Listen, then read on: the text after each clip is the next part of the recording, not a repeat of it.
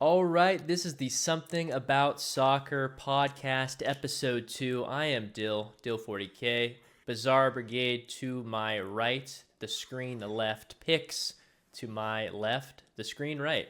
I might have confused you, but who knows? We are fresh off our first ever watch party here.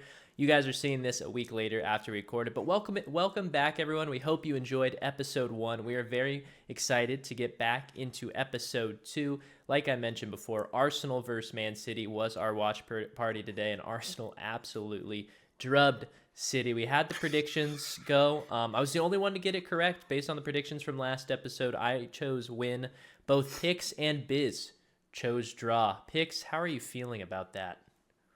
I'm feeling bad. You criticized us for choosing draw. I think that you got the last laughs in the end. Hopefully next week isn't as bad, but we'll see how we go with that. But I think the game was very good. I appreciate everyone who stopped by. What about you, Biz? What did you think about the game? Yeah, and the guesses and the predictions overall. I'm clearly being exposed as I've been pretty transparent about my lack of watching EPL as of late. I think it was exposed as being truthful, and very much the case with my 0-3 record today. So yeah, we're gonna try to bounce back here for the predictions today. We're going back to my neck of the woods for some North American games will be the focus this go around. So I'm feeling a little bit more confident that I'll be able to get back into the good graces of the win column. Both of you are definitely, I know it's only 1 weekend, but you were definitely on both of my fraud watch of the year. So 3-0 for me, 0-3 on business predictions, and 1-2 for picks. The community, though, hot on my heels, 2-1, beating both of my co-hosts. So I am the king for now. The community is my queen, and picks and Biz are the peasantry. I don't know. But other than that, I am alongside two guys who are kind of walking wounded today. Biz, a little healthier than Pix. Piss, I called him. Pix is fresh off a new sickness, battling through it right now for us, for the pod, for the watch party. I know you were just in a little sleeping outfit before this. Are you feeling okay? What have you been up to this week? Full footy pajama. Yeah, exactly. So, little candle and little hat. Yeah, listen, everybody who knows me knows I'm a big Nacional fan. I was sleeping through the Nacional game. Wow. Not by choice so much. I was kind of dozing off. Says a lot about so I could soldier on for this one. There was 5 red cards in that game, so I'm glad I got to see the brawl afterwards, but I'm glad I could make it for this one and that we were able to do the watch party as well. 5 red cards is kind of insane. Are you sure that wasn't a nightmare you were sleeping through, or? Dude, it was crazy. Actually, syrup intensive nightmare. It was Dyron Esprilla, who played for Portland Timber, got sent off. He threw a punch, and he didn't actually he threw the punch, but the guy didn't hit him, and the guy just completely just like 3 seconds after he just falls to the ground and grabs his face. So the ref reaction is the best. The ref is like, dude, you threw the punch. You guys were both going at it, so he just sends them both off. But yeah, it's crazy seeing the VAR video because it's like 3-second delay by the time of him throwing the punch and then falling down. So it was a shadow punch. He didn't actually get it. It was a shadow punch. Oh, yeah. He must have shrapnel ricochet. It was so much air from the force of the punch, coming through. Biz, how are you doing? I know you're feeling a little sick, but what have you been up to this week? Watching any games or? Yeah, man. I don't know what the heck is going around. Nationally right now, I feel like everyone I talk to, being that we're plugged into the football manager space, and just the amount of people I hear through various communities saying oh, I've been sick, or with work for me, just so many different people been out of the office for both me and some of my family members.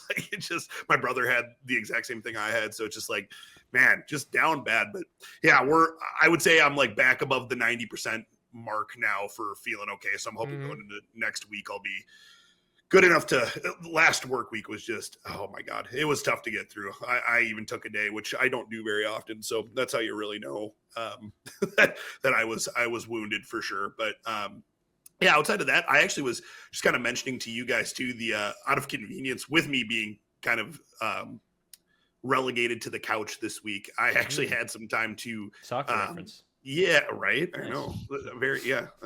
Well, not soccer because we don't have that here. So football reference. I'm detail oriented, so I try to throw them in when I can. But so being relegated to the couch, though, it did give me some time, more so than I would typically have with the full-time work schedule and all that. So I actually have been kind of looking around just for some games, more kind of late night when I have some free time. And Liga MX has actually just kind of fit my schedule this week, where usually after dinner, my girlfriend works a job and she's leaving pretty early in the morning. So she's usually in bed by like 8. So the fact that I have like the 7 and 9 o'clock window where I'm just kind of looking for stuff to do, Liga MX has 2 separate games, usually staggered and starting with that.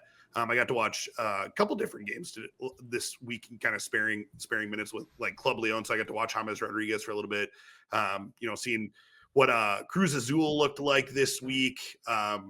Pumas, the big thing I want to see is with Coco Carrasquilla, a player that I'm a big fan of with the Houston Dynamo for years and years. He's always been one of my favorite CONCACAF players that I feel like is always really underrepresented in like his own pedigree of play. And I was really hoping that was a player that would have made a European move at some point, but him going to Pumas, I like one of those things where I'm disappointed, but also at the same time, like just excited that I continue to keep watching him play, I guess would be the biggest thing. So, so it was cool to kind of get like a different side of it, and it made me kind of look at the parallels of what Liga MX and MLS look like. And really, like I see it in Leagues Cup, but even seeing it more so where you're actually watching the league and maybe like critically watching it a little bit more than I have in the past was just kind of an interesting thing to do. So it made me kind of open my eyes up to what else is out there in CONCACAF even a little bit more so than I have, because I've just never really taken the time to do it. I'm just kind of in full sicko CONCACAF mode where I'm like chomping at the bit for MLS games to come back. So that was kind of like a nice appetizer while we're waiting for these next couple of weeks to go by here and get some games. So yeah, it was a cool experience to kind of get into that. And I think I'm probably going to do it a little bit more frequently now too, now that I know when they take place. So, well, I'm glad you've been enjoying it on the couch. And in honor of that, I'd like to say, Biz ha estado viendo la Liga MX a altas horas de la noche mientras estaba acostado en el sofá. Pix, you know what I just said right there?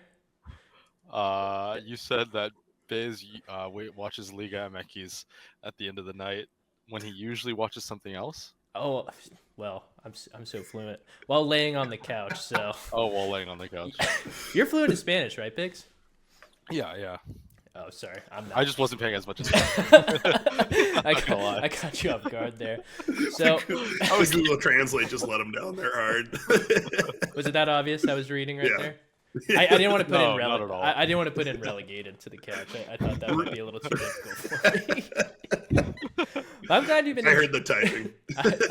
That's not what was happening. No, I'm glad you've been enjoying it. I have never really gotten super into Liga MX outside of just watching the Mexican teams play against MLS teams. Yeah. Pix, I know you've been kind of put us onto it in regards to the start of the season. You talked about it a little bit last episode. How do you experience Liga MX? Is this new to you? Is this something you've always kind of just been paying attention to on the periphery, or? Yeah, I would say it was definitely more on the periphery, just because, there's so many Colombian players that go to Liga MX, and it's kind of an issue where Liga MX has so much money that they kind of just stay in Liga MX, which is a good level for the Colombian national team, but it's not so much good for actually developing and growing and getting out of there. So once you get a really good player in Mexico, it's kind of hard for them to leave. But I think that with this new season, James has really given me the opportunity to just like give a team that I'm always going to be watching, just because all the Colombian, news and all the Colombian media are covering, that team so much, where there's like a lot of players that I really do like Kervin Mied is a keeper that, I've shown you a lot of clips on. Tottenham were interested in him. Bayern were interested in him. Yeah, he's just like such an interesting keeper, and I definitely watch out for him. Another one that I like is Nelson Diosa, who is just joined Monterrey. But there's like all these players that I watch a game here and there. But now with James there's just so much more coverage and so much more of, I'm really learning more about the identity of his team specifically because it's being covered so much more. But it also gives me something to watch and attach to completely. Whereas, like Nelson Dosa was playing for Pachuca last year. He's going to Monterrey now. He could go to Tigres next. So it's like there's not as much loyalty, especially for the Colombians. So it's not like I can attach myself to a team there. But I would say that just like watching it here and there has been very interesting.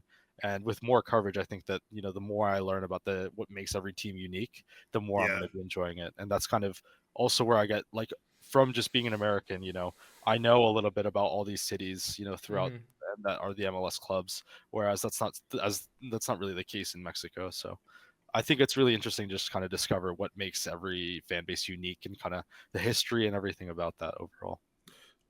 No, well said. I think that's something too that I think I've kind of found with like starting to try to get into that. The biggest thing I've learned about myself too over time is I really struggle, especially if I'm like trying to like find a new league or like maybe kind of get into something and like try to kind of become a little bit more proficient on like just knowing the types of players that are in it or whatever it might be. I've learned that like if I miss the opening of the game and like actually getting like kind of that full 90 minutes where I sit down and like really plug into it, like I don't know what it is, but it really sets me back from like having a desire to continue to watch it. I don't know if you guys are the same way, but like I need to see I don't the know what it is graphic, about it. and I need to like I don't know what it is to like about one or two players, or Right? else I'm just like, I don't really care. You need to like, that's what the MLS is. I've kind of grown to learn a bit more about it. It's just the more broad knowledge you have of it, and as you watch it, you know, through years and weeks of games, it just builds up kind of the story in your mind of who you like, who you don't like, and I think that's what's the most important for me in getting just attached to a league or a team or a few players. It just takes a little bit of a spark, but I totally understand. I'm there. It's hard because, you know, I feel like it's a little bit different for American sports fans. We have so many different sports that spread our kind of time around as opposed to, I think, some more European audiences in a lot of ways. So it's already hard enough following multiple different sports leagues, and then it's like when you go to soccer, you're like, okay, I'm going to follow 5 different leagues in one sport. Right. It's a lot. It's a lot. It's overwhelming. It's kind of like trying to drink out of a water hose with some of this stuff too, where it's like you do have so much to take in. So it's funny you said that, because that's definitely like how I started to maybe even kind of get tied in, where I reference like a Coco Kerski, where it's like there's starting to be, because there's so much interleague change too with Liga MX and MLS now, maybe more so this just past off season, because there's always been some, but it seemed more so over this last like year and a half. Last year as well. Where there's been more interjection of like MLS talent with some of those. So like some of the bigger names that like, you know, made a name for themselves, like Giakoumakis being in the league now, like coming like as a Greek player that was a really high profile signing for Atlanta, is now playing in Liga MX, which is kind of insane. So it's like it's more of those types of players. You're gonna see Matisse Bogusz that's gonna be in the league now, that's a Polish player that it's like, what, you know, it's like polar bear down in Texas, like what the fuck is Matisse Bogusz doing out here? Like, I mean, so it is one of those things where it is kind of funny when you see stuff like that. So I know it does give me just like pieces to gravitate to, of like when I'm trying to watch, like watching those specific players, you know, and how they're kind of moving amongst the tactic and understanding how the team utilizes said players that you know about, because it helps you kind of understand how the team works around said player that you already have kind of a detailed personal analysis of what you think about said player, right? So like me knowing how Coco Kerski kind of like drives the play forward and connects the defense with the attack, and like just kind of is the engine and the heartbeat of what Houston used to be a lot of the times in kind of that box to box role. It's cool to see what Pumas was doing with him and allowing him maybe a little bit more of like, maybe even like a little bit more of like a deep lying playmaker role, where like he was kind of drifting back and like being a part of the play a little bit more. So just little things like that, where you just kind of start to notice those things as you watch and see how he works amongst just a different group of players and a different style of play compared to where he was coming from. So those are the things that interest me, but I definitely have to have like something to gravitate onto in order to actually care to watch, because that's the biggest thing for me. It's like if I have no skin in the game, I just don't care. Like, and then it's just hard for me to care about it for 90 minutes. Yeah, I thought Liga MX had grabbed me a little bit last year when 2 of my kind of favorite up and coming U.S. men's national team guys went down there. Cade Cowell, Mr. Speedster. I mean, you know, Timu, Jordan Morris, I call him now, and then Brandon Vasquez as well. But Vasquez is back, and he started off really hot in Mexico for a little bit. Yeah, he did have a good start. And I feel like Cade Cowell has been kind of hot and cold. We need to do a little bit of a welfare check on him, maybe some YouTube searches. I don't know what's going on with him right now. He wasn't there for. Was he on the bench of this last U.S. men's national team camp, or did he come? I think he got called in for January. I'm pretty positive. I don't know, because he didn't get in on either game. I feel like he came and then he got called back for something. That would make more sense, because I would be really surprised if he didn't get that. He wasn't able to get in either one of the games, especially with the profile of some of the other players that were coming in. Yeah, he did. He left to go back with Chivas, but I do remember him getting called in. So he did. It was, I'm assuming probably, I don't know what reason, but something similar to Ferreira, where we had a couple guys do that, where they came and trained and then left. So he just showed face, shook hands with Pochettino, and said, I got to go handle my business down south. But outside that, I know we were talking about a little bit of what we've been watching this week. I did want to mention, you know, as long the champions, the LA Galaxy, are not playing as of yet. They played a friendly, they lost, so we don't have to talk about that too much. But Tottenham, my favorite team in Europe, back into winning ways, and I did want to mention just a few things about that. One, again, to talk about the predictions, we did win that one 2-0 against Brentford away, and that was today on February 2nd. But earlier in the week, a bit more of a story-filled win in Europa League. 3 academy players scored their first ever goals for Tottenham in one game. Dane Scarlett, Mikey Moore, and then Ajayi. I forget his first name. I had never seen that player play. I think it was his second time ever on the bench, and then it wasn't a good look for the commentators. They completely talked about a different player and told his whole story while he was about to come on, and I was like, I don't think that's Olasesi. And then the kid came on, and they're like, Ajayi. And I'm like, yeah, I just learned about everything about this other guy. But 3 goals, 3 debut goals. Debut for Ajayi. Dane Scarlett's been in and out of the squad for the last year and a half, and finally got his goal. And Mikey Moore has definitely been not a key piece, but like a player they've been trying to really bring along this season, and had like a pretty long injury coming into the new year. So he's finally back. But honestly, just kind of that type of stuff really warms my heart, and it's something I pay attention to, especially with the LA Galaxy as well, because of the way that they are very much a academy focused team. They might not have one of the better academies, but there's always a few players floating around, and I think it's important for the game, in the US, especially just with the shtick it gets in regards to pay to play, the lack of the same style of academies that are in South America, are in Europe, that kind of promote that development. I love those stories, and that's kind of what you want to see out of these, especially these really big city teams that kind of focus on marquee signings. You need to balance it with the homegrown players, and there have been a few, in the past few years that I've been excited about with the Galaxy. And what's actually pretty cool too is, and we'll get to this a little bit later in the pod in a deeper way, is like these academy kids who barely even play for the senior team, and then they're getting poached by other European academies. I think that gives players a really great opportunity. So that stuff is very, very fun to see. Other than the Nacional game today, or anything else you've been watching this past week, Picks, before we get into the main topic section? Yeah, I've also been watching a lot of the U20 South American Tournament, which has been really good. And through that, 4 teams, so it's 2 groups of, I think, 5 teams, 2 groups of 5. And then the top 3 teams split off, and then they make a group of 6, and then basically 4 of those teams go. Yeah, it's complicated. They go into the U20s World Cup. The Americas just like Europeans can never understand. Yeah, you just don't like. Yeah, you guys just don't get it. Like, we have to make it complicated with the playoffs and random group splits, and it's the beauty of it. Yeah, where none of the teams know what's going on, even participating. Exactly. But yeah, overall, it's been very good. I think that the U20 South American, it's just like the amount of scouts that go there. I'll talk about it a little bit later, so I'm not going to reveal too much of my cards. But there's already been some big transfers from smaller teams that, like, there's even been players who aren't even have left Europe who are getting offers to Europe as a result of this competition, and just the amount of scouts that go, the amount of eyes on here, especially when there's U20s World Cup on the line.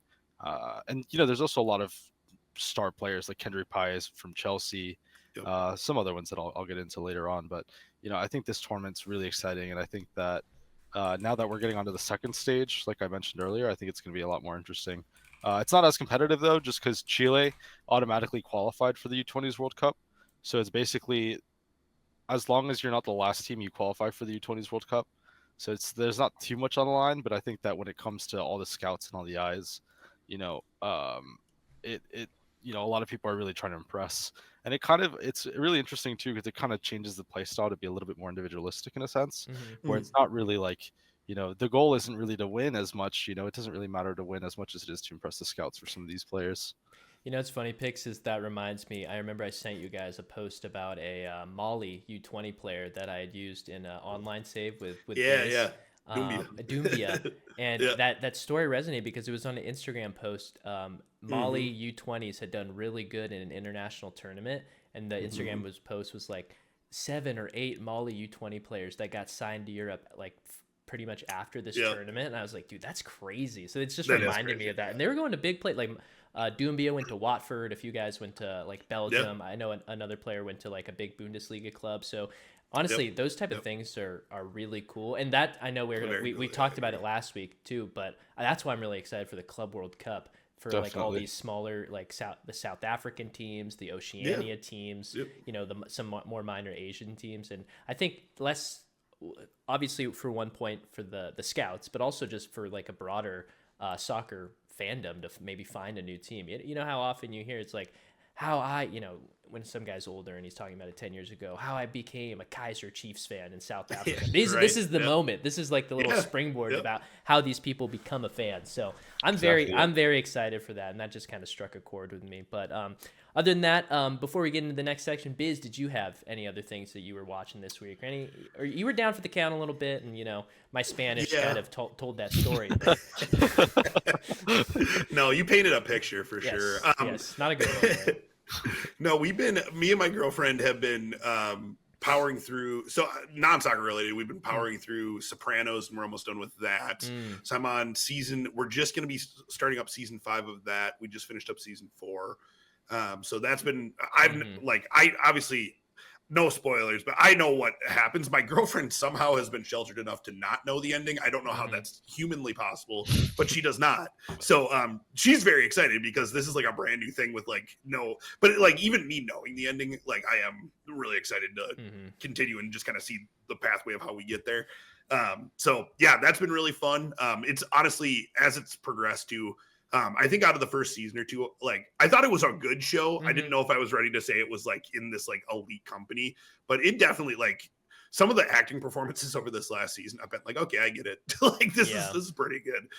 So that's been great. And then we've been we've been flying through the new Severance season 2 already. I mean, absolutely, my God, fire. man,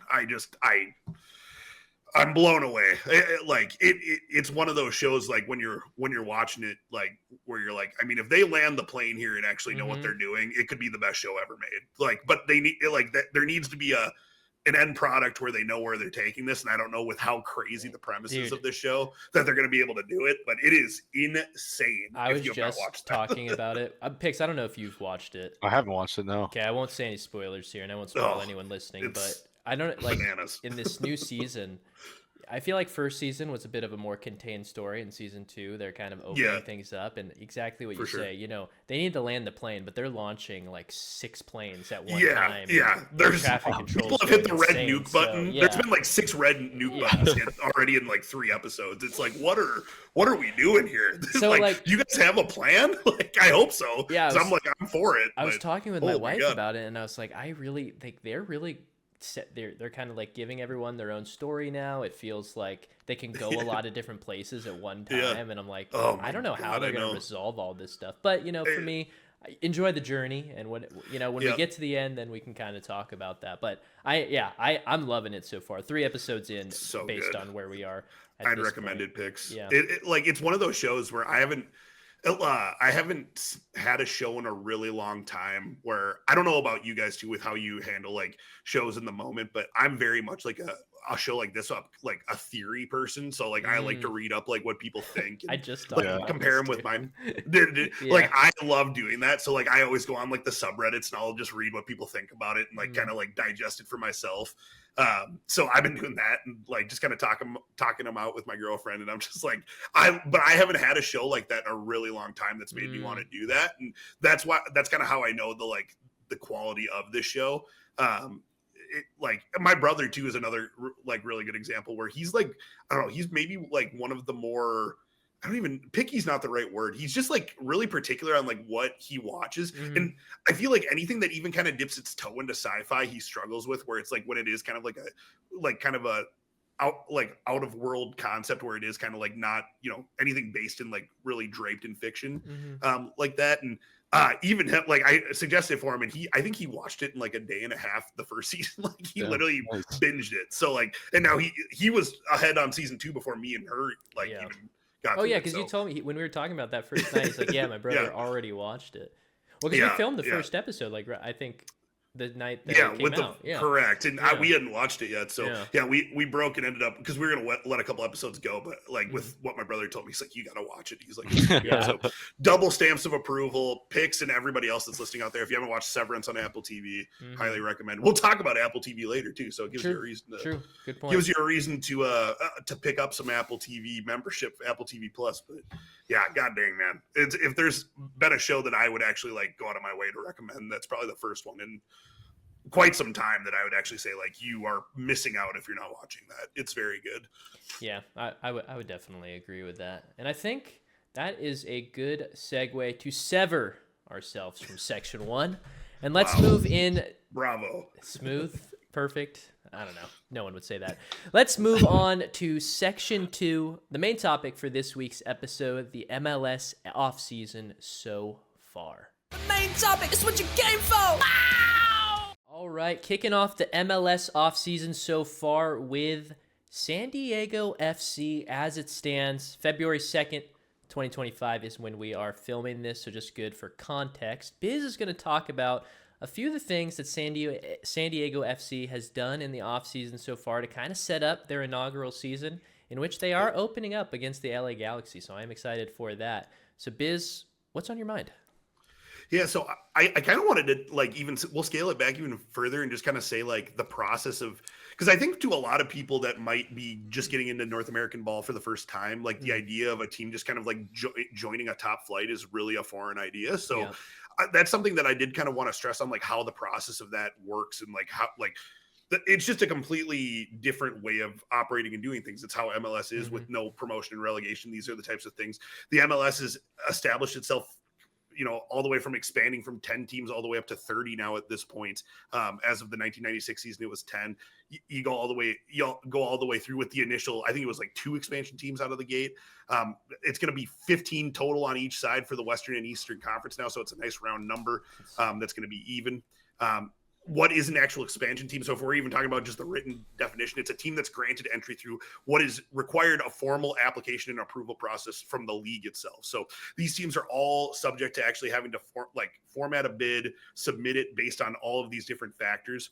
So how you would bid for an actual MLS team nowadays, and it's changed with the expansion fees that I feel like are going really viral right now on, I've seen it on YouTube Shorts and stuff like that, where people are sharing a lot of that because it is kind of staggering what a lot of these teams coming into the fold now over the last couple of years cost, and like what it costs to start an MLS franchise now is staggering. So what you would do is in order for you to be a qualified applicant, you would have to submit documentation that focuses on the following 3 areas. So first one is going to be ownership. So it's going to be your structure and your financial information. So you have to have all of that tied up, ready to go and present that to the league itself, because that's something that I think from the very beginning with the financial insolvency at certain points that the league had dealt with, there had been a lot of financial insecurity at certain portions of the league. So that's always been something that they try to champion out of the gates with new teams, making sure that a team doesn't have any possibility of folding, that there's a strong foundation built there, even if things didn't go well out of the gates for teams. And that's been, you know, honestly kind of a pillar to success for MLS over the last probably 15 years or so. So that's been really important.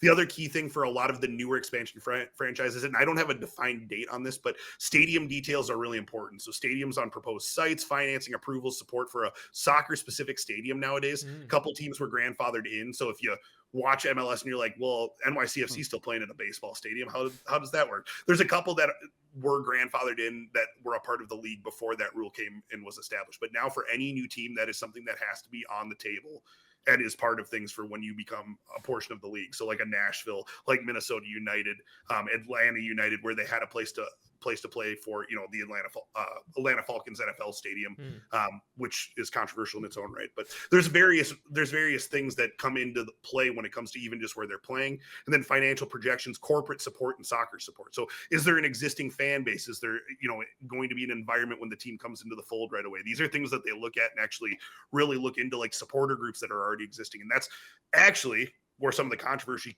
can stem from with some of the some of the fan bases from USL teams.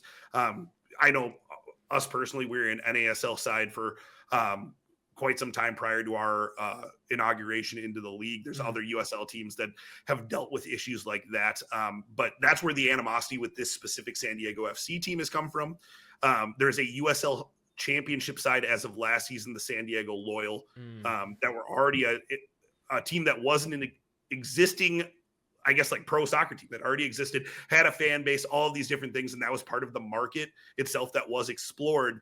But then a lot of people asked, well, why was that team not the team that was able to format and put in a bid? And there were some extenuating circumstances as to why that happened, based on, you can look at it two different sides of the coin based on if you were asking USL supporters versus if you were asking MLS supporters or the MLS board itself and why it would happen. I'd like to say, like, I remember in the moment, I felt like the sentiment from USL fans and San Diego Loyal fans was that, you know, I don't know in hindsight if this is true, if this is actually what the situation was, but this is what it felt like reading the articles, hearing what people would say. It felt like the San Diego Loyal fandom and the team was getting railroaded by the MLS, and it felt like it was basically not a hostile takeover, but it felt like their team was being taken away so that it could be replaced with another San Diego team that had none of, you know, the history or the fandom or anything associated with it. And it really did feel like that. I feel like there were a lot of strong opinions about it, and it felt like, you know, even as like an outsider, you know, I'm a Southern California guy, but I'm an LA Galaxy fan. And, you know, San Diego, I'm a huge Chargers fan. So I support my, you know, a little bit more Southern brethren. But they moved up north, you know, to share a stadium with the Rams. Controversial. But yeah, I didn't like it. It felt icky in the moment when that kind of happened. And I don't know. You said there was how do you say that word? Extenuating circumstances, you know. This is my North Carolina arc of this week. But yeah, do those circumstances feed into this sentiment that I'm speaking about? Because that was what I remembered a lot, and just the fact that, you know, Landon Donovan was associated with all of this. So, you know, people have opinions as well. So, no, I'm glad you actually touched on it, because it is, and we'll get into it a little bit more. So I'll touch on it, and then I'll actually kind of kick it to you guys on, you know, what this actually means, because it is kind of like almost, you kind of prefaced my question in a perfect way, where it really is the situation that's at hand here. And I think the thing that MLS has kind of pigeonholed itself into in a lot of capacity is that it's work to deify its kind of vilify and deify itself when it comes to these situations, because based on the financials, it is. But based on it is. I mean, there's no question about it. It is. But they want to become the gods of soccer. MLS, you've heard it here first. But the finances that are involved with this really put your back against the wall. I feel like where you kind of effectively move the goalposts on a lot of these existing soccer markets that are already there and have already, you know, that already have a foothold in the landscape of the community and that exists. And I think that's where, first of all, I mean, that's where a lot of the consternation, like the anger comes from a lot of those supporters, because there's a grassroots community that's, I was just about to say, built there. That's where my mind went. Grassroots versus corporate, right? Yeah. And that's always where I think like the butting of heads of this is always coming into. But then on top of it too, there is a proven structure that MLS has put out and kind of mapped out, and kind of what we just referenced on how to bid for an MLS team. What are the things that are required for us to guarantee that this is going to work? Now, having said that, that makes me touch on what the most recent expansion fee was that was required to pay, which was $500 million was required for San Diego FC to get an expansion bid over the line and get everything going. That has, I mean, since the beginning of everything, I think Real Salt Lake, I read, paid like $7 million, like way back when, as like one of the first, you know, outside of the original couple expansions, like way back when. So things have really accelerated and changed over time exponentially to a level that, I mean, you can even say are really maybe blockading and not allowing some of these teams that have that grassroots support. And it is kind of suffocating, you know, and bottlenecking some of this, where some of those teams are not going to be capable of being able to do that. And it almost seems kind of like a calculated decision by MLS, we'll put it that way. So I think that's the way, for me, as somebody that really, I have an MLS team I support, right? There's things there that are really important to me, because I want Minnesota United to be a thing. I want them to exist. I love having a team that I go around and support, but also being empathetic in the fact that knowing that there are other supporters out there that have other professional teams at different types of levels that are going to be devastated when they lose those types of teams, but also kind of understanding the full landscape of it as well, right? So there's a lot of different angles to this argument of why does this happen? Why is there so much frustration? Why does the MLS seemingly get consistently vilified in this regard too, where it might, I do think sometimes in some regards, it does get kind of put and labeled as the boogeyman a little bit in some capacity, where maybe in every argument it shouldn't always be. But I do think in situations like this, it's kind of a domino effect of when you have these finances laid out and you're accelerating it to this level, you really are leaving out some of these really important teams that already exist that could be of value to your actual league itself. But you're just like I said, you're strangleholding where it's only going to be even more corporatized when you have this level of money that's involved, where these teams, San Diego Loyal couldn't find a place to even rent out stadium wise because they didn't have the financials to do it. So, realistically, if you're pragmatically looking at it and actually having a realistic conversation with yourself as a supporter, the writing was on the wall that once MLS came knocking, the Loyal was not going to be a thing from a standpoint of at least going up. There was like a way for them, if they deemed it fit, they could have gone down to USL 1, I read. So, there was a way that they still could have existed. Now, having said that, I think some USL people, if you're watching this, you're probably scoffing at that, but there is realistically a way that can happen. But at the same time, you're also competing in a similar market now with an MLS team where the marketing dollars are going against your marketing dollars and a lot of different things in that regard too. So that's what I wanted to ask you guys. Long-winded, long way to phrase the question, but what do you guys have to say on that, with me kind of laying it out on, kind of both sides of the coin of what that looks like? Do you guys, what are your personal thoughts on it, Dill? You kind of touched on it, so I'll kick it to Pix. Pix, do you more side with like USL teams or other pro teams in this regard, or like do you see where MLS is coming from, and do you feel like it was kind of a necessary means to an end that they had to do it that way? Yeah, so I think ultimately it depends on kind of what you think of it, and it's sort of if you like the grassroots and the community based, I think that's excellent, and I think that's the most joy and the most fun that I get out of the sport.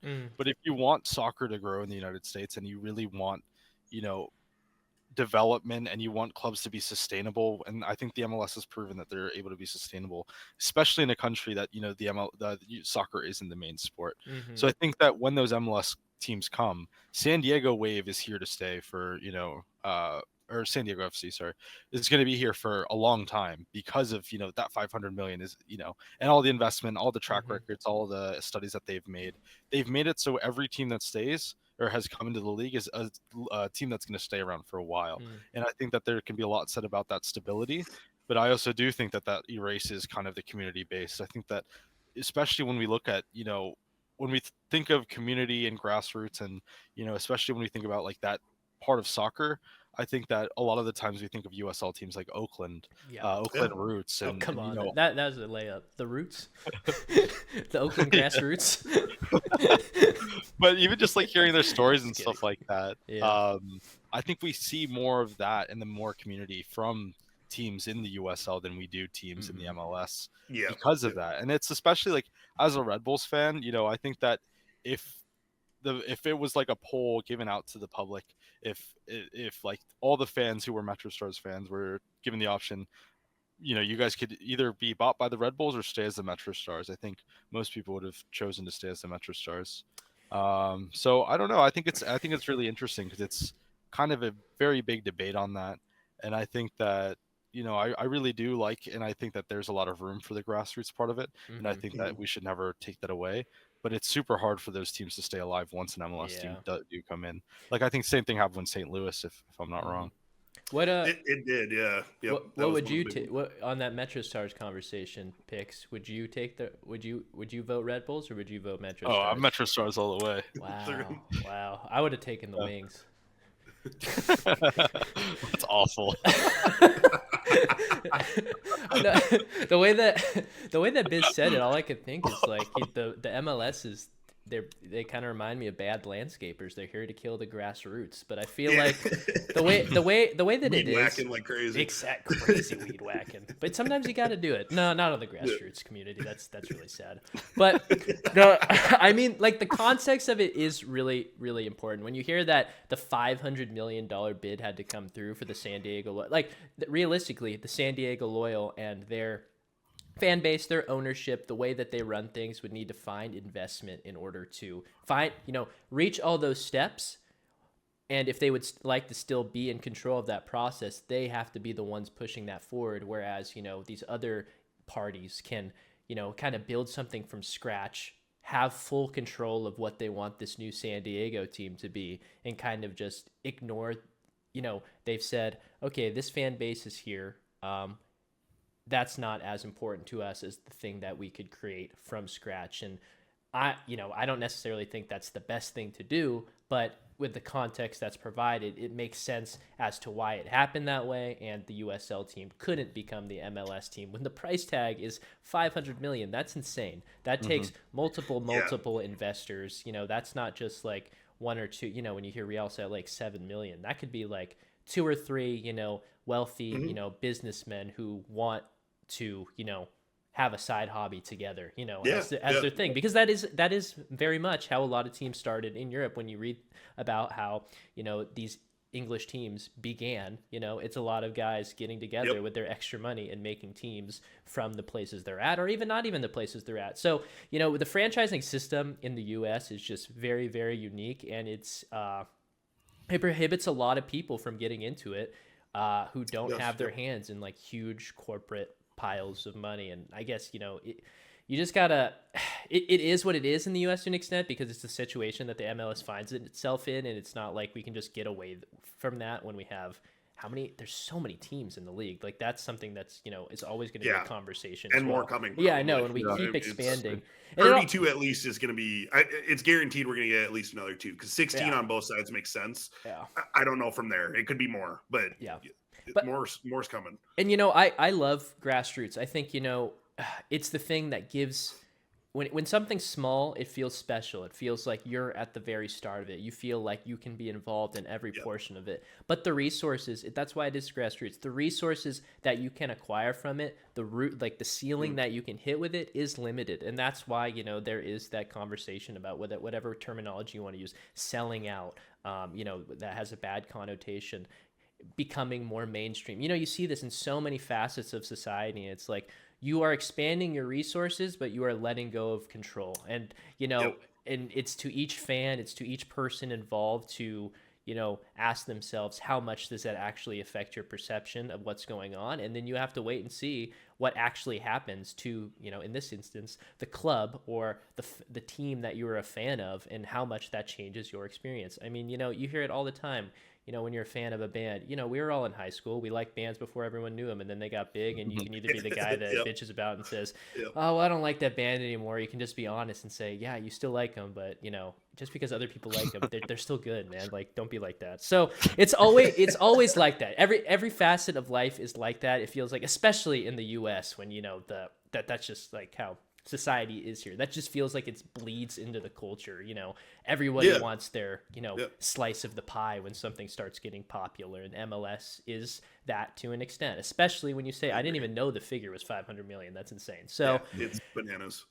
I went long wind for long wind. Pix went mid wind, so I respect that. He was saving his breath. He's a little sick. He's concise. He's a man of few words. Yes.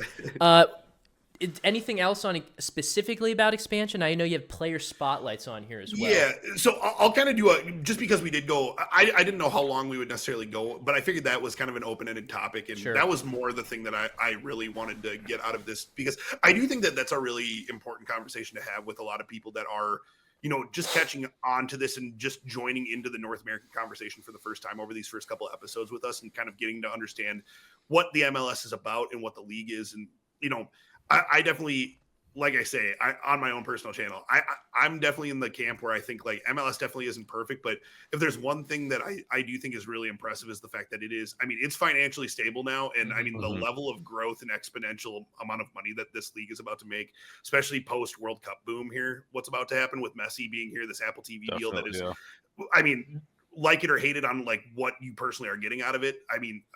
It's also it's financing the league still. So, it's doing things in that regard. So there's things that can be said about the league understands how to make money. And honestly, that is about, when it comes down to it, that is 90% of the battle for the league itself being, I don't want to necessarily say successful, but for the league being operational going forward. Then it's a matter of finding that other 10% is figuring out your lane and really trying to, then it's like, what is your thing? Because I think there's a lot of things that they're being chastised for of what it is based on kind of the weird trajectory it had to do, because it was an unconventional way of how we got here based on it not having those grassroots of like having the roots in the ground of what all these other European leagues and South American leagues, based on it being the most popular sport all around the world for the last 100 years. You know what I mean? Where it is really, they've had that equity over time where it's built up to this thing.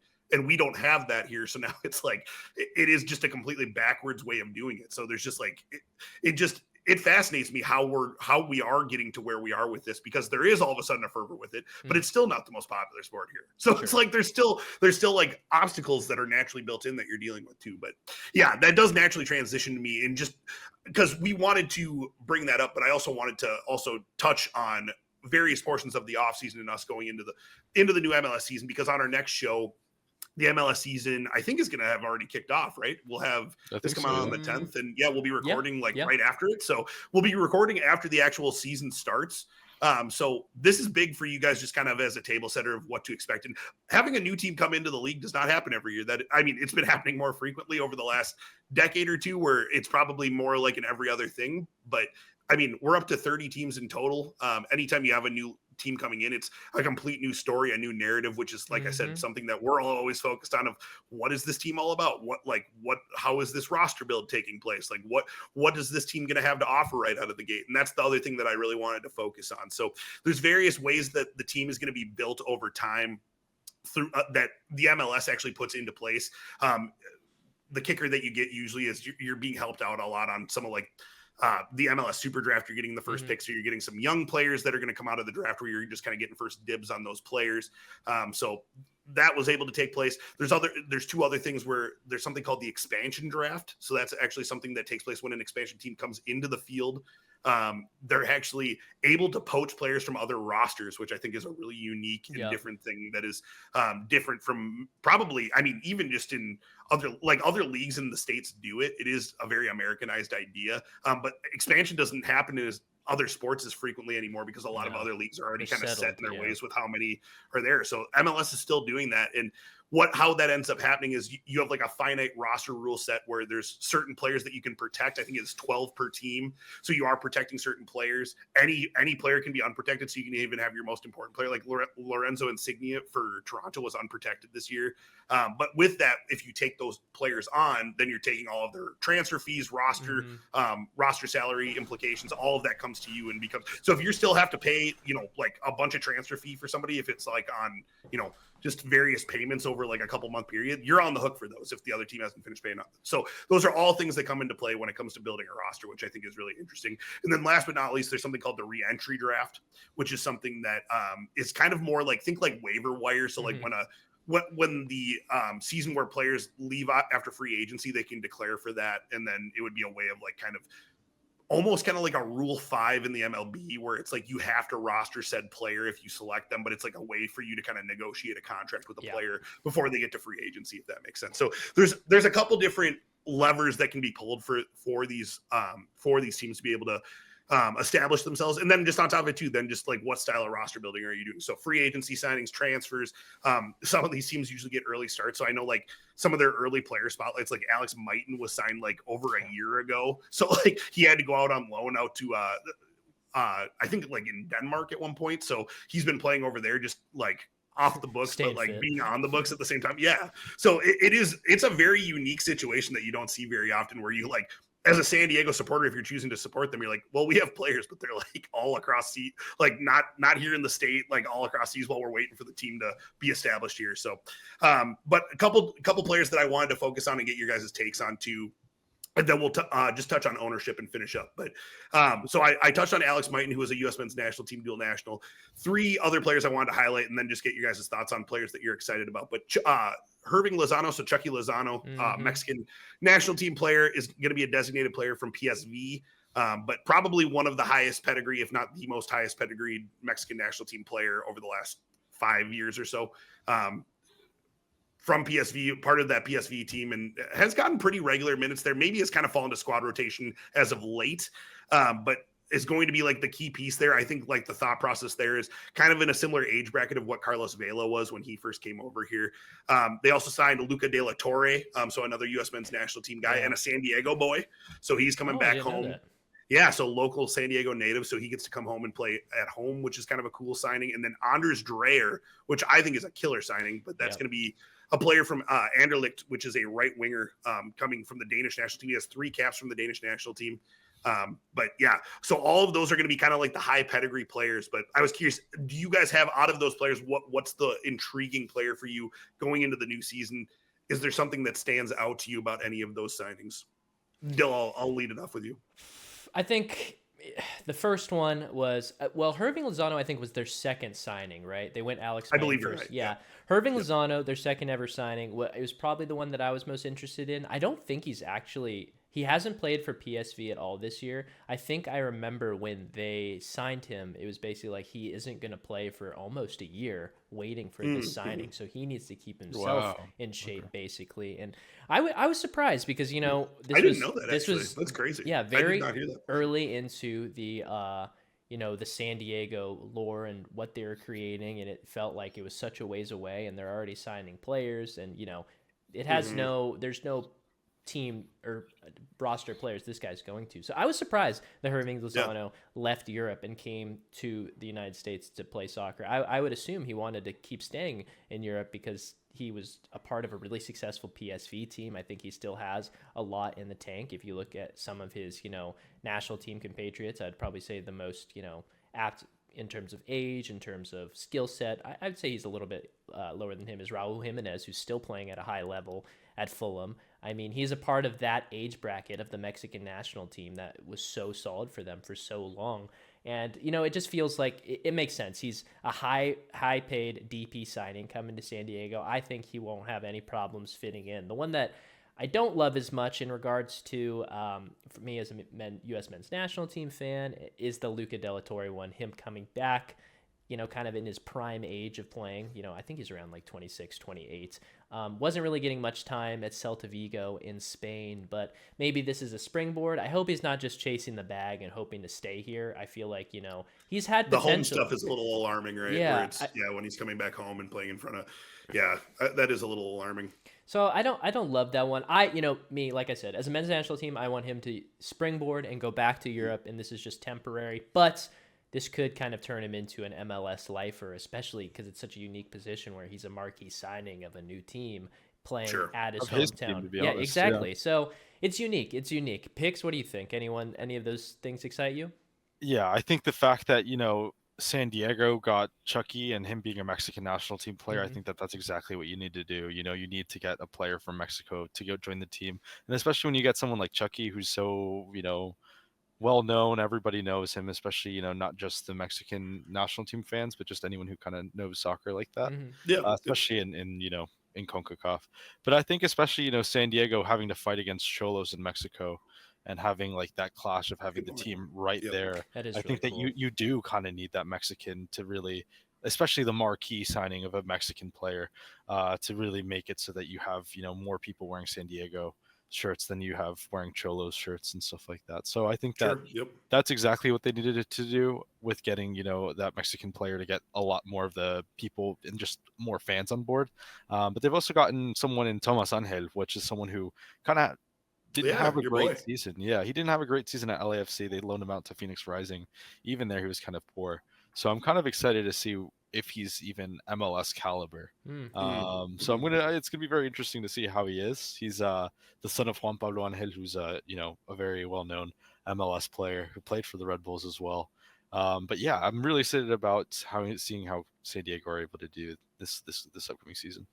This may seem like a dumb question, or I haven't thought about it until now. It's kind of obvious in regards to geography, but does San Diego position itself as a team that wants to really capture like a major Mexican fan base? Is that already taken by some of the South Texas teams already? Those are probably the ones that kind of come to mind in regards to comparing those things. But I feel like San Diego, especially signing a marquee Mexican player like Hirving Lozano, that has to come up in terms of who they're marketing to, what they want to be as a team. San Diego has a very, very strong Mexican culture. It's a great place for food. It's a very fun place to be. So I wouldn't doubt them going towards that. But I'm curious to see what it becomes, because there's a very rich culture in Southern California in fandom.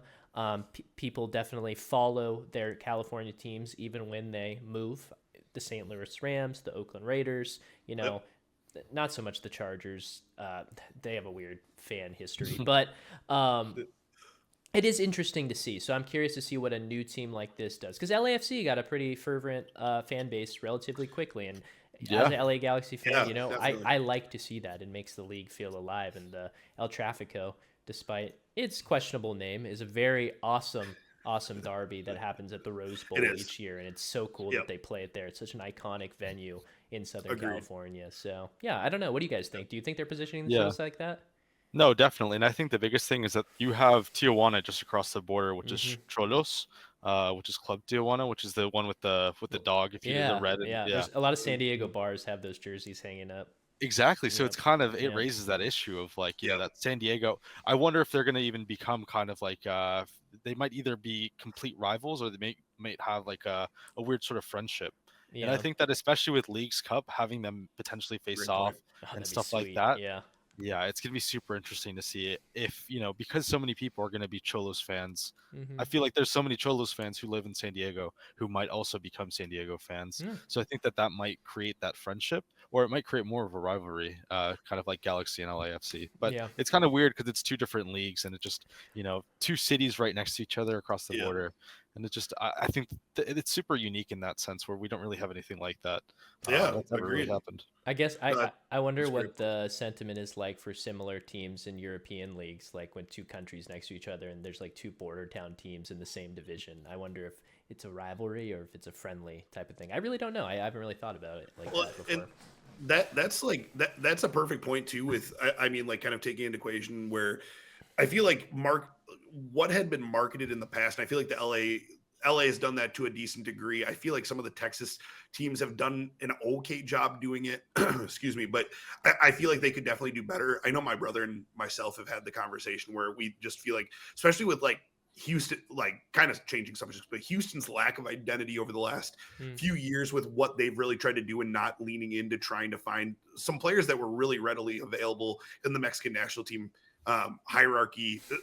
The Hector Herrera signing was a perfect signing, in my opinion, of trying to get some of those supporters to your team just for the butts and seats situation, and then utilizing those spots to bring in other players like that and kind of making that your team identity. And I feel like obviously people forget too that there was a team that existed like Chivas USA at one point that legitimately was a Chivas Guadalajara disciple that like was part of it, where it was kind of in a similar fashion where that was meant to be the team for, Mexican supporters where they could flock to, and that was their squad. Like if you were here in the States, and I don't feel like there is that anymore, but I think you also hit the nail on the head with a San Diego versus Tijuana rivalry would be awesome. And that's something that I feel like we haven't gotten far enough into this Leagues Cup situation yet. And I do feel like also adding some games in Mexico where you're having American teams travel back and forth every now and again would also add to that. But that is on the horizon if we keep going down the right path with this Leagues Cup, where if you have teams that are, being combative with each other enough and in those geographical spaces where there's a close enough rivalry,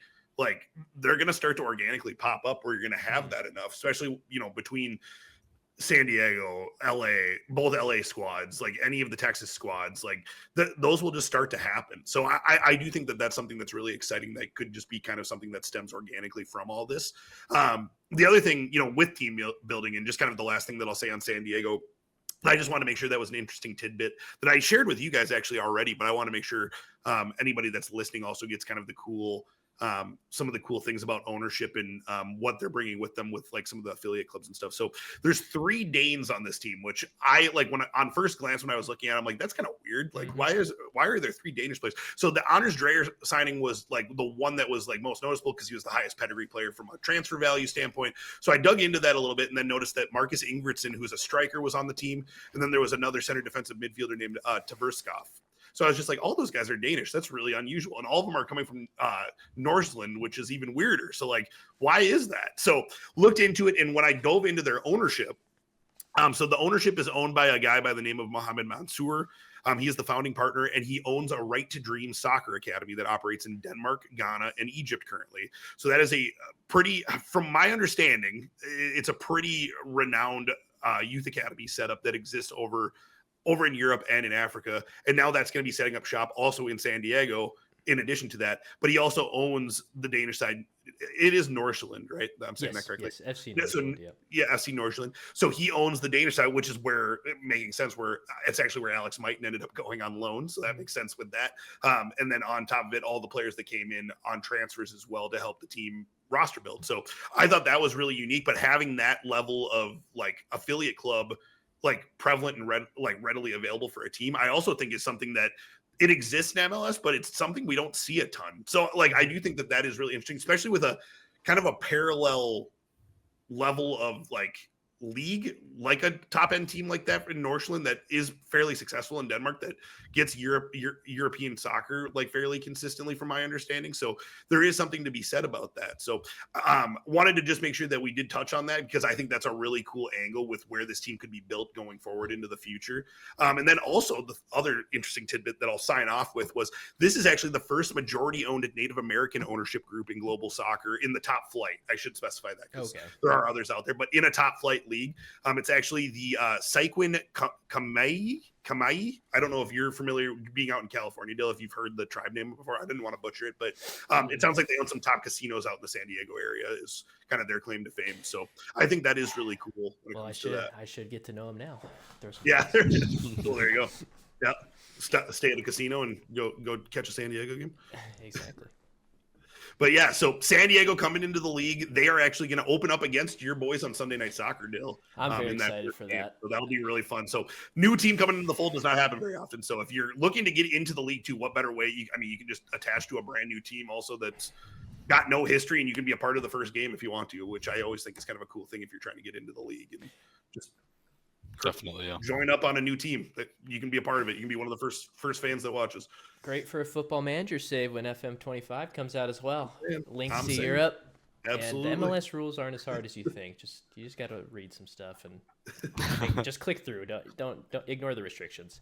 But outside of that, San Diego coming to very soon. It's kind of crazy how quickly the MLS season is approaching us and how quickly this team, I feel like we've just been seeing posts about them for so long, and now they're actually going to be a thing on the field, which I'm very excited for. But in our next section here of the MLS offseason so far, Pix wanted to talk about some players who arrived last year and mid-season check-ins on players who have left. So feeling, it feels like a nostalgic type vibe right here, Pix. What do we got? Yeah, so we're gonna walk down a little bit of memory lane. I got a couple players that arrived last year that came to their clubs. Some of them played better than others. Some of them played for your clubs. Some of them didn't. So I'm gonna hear a little bit about your takes, a little bit, about if you guys would have some of these players on your team, if you guys think that they should even continue playing, how they look in comparison to other MLS players. And then we're also going to be checking in with some of the players that have left already and kind of seeing, their progression, especially, something that I think that we're going to be focusing on a lot throughout our podcasts is especially, the MLS, but especially players who have left and seeing, using them as a comparison on what the MLS level is. Because so many people often talk about, oh, the MLS is, as good as whatever this league is in Europe, whatever. And I think that it's so hard to quantify that, especially with the MLS, where it's like you have like really, really bad teams. And then the top teams, could go toe to toe with a lot of teams in Europe. So I think it's always very complicated, but I think the best way of seeing it is when you have a really top player going to another league and seeing if they can really do it. So one of the players that came in was Gabriel Pec, who I think, obviously Dill has a lot to say, but yeah, he came from Vasco da Gama from their academy. So he'd only been in Brazil before for Vasco, which is, an extremely good team. So obviously he was playing regularly and also adapting very well. And then he joined actually, I was telling you guys, I was playing this like dumb game where you're like in a favela in Brazil, and the Vasco jerseys were all Gabriel Pec jerseys. And I was like, what is this? But anyway, yeah. So I think that obviously as the MLS newcomer, he had a very big impact on Galaxy. And I was wondering if you guys, especially Biz, if you guys could think of anyone who's had such a big impact so quickly on a team. I think Pec came in and instantly really, really hit the ground running and obviously took them to their title. Especially for that profile as well, not some big name coming in, and, it's a little bit different. He's coming in as this is his stepping stone. But yeah, Biz, I'm curious. Do you know from your knowledge in the past, does anyone come to mind? The ones that came to mind right away, just with hitting the ground running, would probably have been the 2 Atlanta United signings out of the gate with like Joseph Martinez and El Marone out of the gate, because Martinez bounced around a little bit, and from my understanding, I'm even looking up at his like transfer market. But I mean, like they signed him for $2 million from Torino in Italy. So I mean, like bringing in a player of that pedigree and him, like I mean, if he still had knees, like that guy probably would have broken every single striking record that existed in MLS if he would have stayed here the whole time. I mean, at one point, that guy's transfer value was like in the like 25-30 millions, and they won an MLS Cup within a year. Like the first year they played, and he was outstanding. I mean, the guy scored 116 goals in total in MLS, like in his time here. So like something like that is probably the thing that comes closest to mind. I do think that the really interesting thing too with a player like Gabriel Pec too is I think a lot of people do kind of fall into the meat grinder of MLS over time of if you don't leave kind of in a similar fashion to like how Miguel Almiron did, where he got out after a few years and genuinely use it as a stepping stone, but also utilize your time here. I feel like it's really, really hard for you to break out and you just kind of like stay here, if that makes sense. Like, I think like similar players that you kind of see like a Cucho right now, where like despite him even doing really well, like you're even seeing like some of the moves that are being proposed. It's like Liga MX is trying to come in for him, and it's like it's no longer like European teams, because it's just like once you're in those like mid prime years, for whatever reason, the European interest just really dwindles. So it's like when you're a South American player in your early teens going into maybe your early 20s and you figure it out right away and something clicks, it's like if you get interest from Europe, you need to go, because it's like if you don't go, then all of a sudden you're still playing. Like I was actually kind of fearful in the same regard for Almada, where when he didn't move after that first initial summer, I was like, he might be here for like a couple of years, and he ended up eventually obviously moving out. Now he did kind of make that like weird, almost like kind of pinball move over to where we went back down to South America, and then ended up going through because that was all like conglomerate style ownership group. So, but it is really hard to break out of that. And that's something that we've kind of seen. So Peck is kind of in an interesting spot in that capacity too, where I think he's killer and I think he would do a great job, but he definitely, like, if he wants to go do the European path, I think he probably needs to do it in the next year or two here. Cause there was, I mean, it sounds, according to Twellman, like on the tail end of that MLS Cup coverage we were watching picks, like, he said that he was expecting like big time money offers, and we didn't really hear anything about that over the offseason with the Galaxy. So I find that interesting. And also, like, I mean, if I'm a Galaxy fan, I would want him to stay. So I'm like kind of pumping my fist that I haven't heard anything about that, but that is also something for him personally, for his own personal ambitions. If he wants to go, that's something that is probably going to have to happen sooner rather than later too. So yeah. And the other big thing with that is, you know, if Ricky Puig stays, that gives more reason for Gabriel Pec to stay with him. Good point. So I think that, you know, especially if you get attached to the fans and stuff like that, it's going to be a lot harder for Gabriel Pec to leave, even if he does have that quality. And we'll get into a few other players who also have the same amount of quality or a similar amount of quality who, you know, haven't been able to leave. But right now we're going to be talking about someone that we watched in a watch party that we watched a couple weeks back with the U.S. men's national team, and Tim Ream returning to the U.S. Yeah. So he only had 9 appearances for Charlotte, but he's still, you know, I think, and I don't want to influence you guys, but I think that Tim Ream doesn't need to be on the field in order to provide, you know, I don't think that he really needs to go on a wisdom angle. I like yeah. We got Berhalter over here. But I think Roldan coming to the team just for vibes. We need vibes, guys. Yeah, but I think Tim Ream is just such a player who's just, you know, I think a good mentor for a lot of youth players. So I think that, especially with that U.S. men's national team camp, having a 37-year-old Tim Ream there is very good for them to look after. But I was kind of curious for you guys, especially, you know, Galaxy, a champion, you know, a league winning team. Would you take a 37-year-old Tim Ream on your team? Well, he definitely fits the age profile of our center back target. That's so true. I think, I mean, he's not that much old. He's not that much older than Yoshida. And then the guy that we just signed from, I get it confused. I don't know if he's Danish by way of Belgium or Belgium by way of Denmark. It's one of the two. He's like 33, 32, 33. So, and, you know, we had what's his name? Caceres as well, starting back there, and he's up there in age. would I take Tim Ream on our team? If I saw a post about it that we signed him, I wouldn't be mad about it, but I'm not saying let's go get him. I love Tim Ream. I love what he's done for the national team, and I just absolutely love his story about how he went up with Fulham throughout all these like years, teamed up with Anthony Robinson. He feels like such a perfect, like, I don't know, he's your blue collar, you know, got to the men's national team a little bit later in his career. I just love the guy as a story, and I would love, you know, my heart says get him in that next World Cup team. My brain says, I mean, if we got some better center backs, leave him at home. But like, I really do like him, but I don't know. He is getting up there in age. I feel like it was the time for him to come back. I think it makes more sense. And I remember Biz, you were talking about he can get more integrated with the U.S. men's national team a little bit this way. Yep. But yeah, I like Tim Ream. I'm curious to see how much he plays actually next season with Charlotte. That's the issue, yeah. So I feel like Charlotte are in an interesting spot where, you know, they're kind of in the middle ground of, you know, being contenders and, you know, being one of the teams at the bottom as well when you talk about that disparity. So when you bring in a guy like that, you know, you're most likely trying to win. You're not trying to rebuild anything with a 37-year-old unless you're trying to make this guy one of your coaches after he retires. But it's just a bad idea for Tim Ream, to be honest. Yeah. What about you, Biz? What do you think?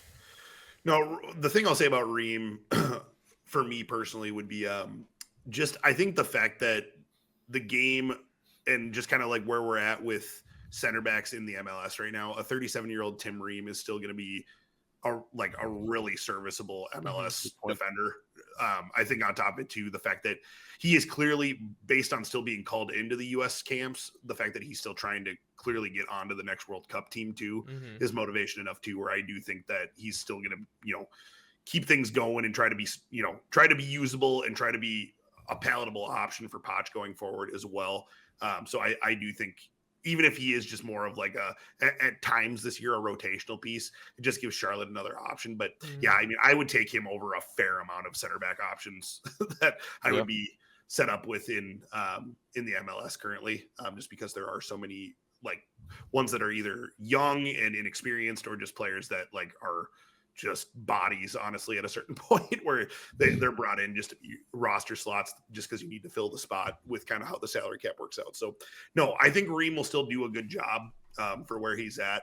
And I think the Charlotte is an interesting team too, because they're trying so hard to be Atlanta United from a standpoint of how they spend and trying to kind of be that similar style where they're just trying to throw out some just insane offers. I know they were in for Miguel Almiron too, so they were literally trying to hijack that deal kind of like at a certain point. So they're gonna try to still bring in other pieces to put around that too. So I think having like you said, a veteran player like that is going to be really of use to them going forward. Perfect. Yeah, and speaking of Almiron, we're going to be speaking about a player who's going to be playing alongside him, who I think is probably one of the players that I'm most excited about for the MLS. Definitely the most excited I am for this list. But it's Miranchuk at Atlanta. Atlanta. But I think he's been really, really good. He's only 28, played for Atlanta. You know, and I watched a lot of Miranchuk. Yeah. That's what confused me. Yeah. Lost an A over on the plain red. Yeah. But yeah, I used to watch a lot of Atlanta because they had Muriel and Zapata, two Colombian players, and them playing under Gasparini.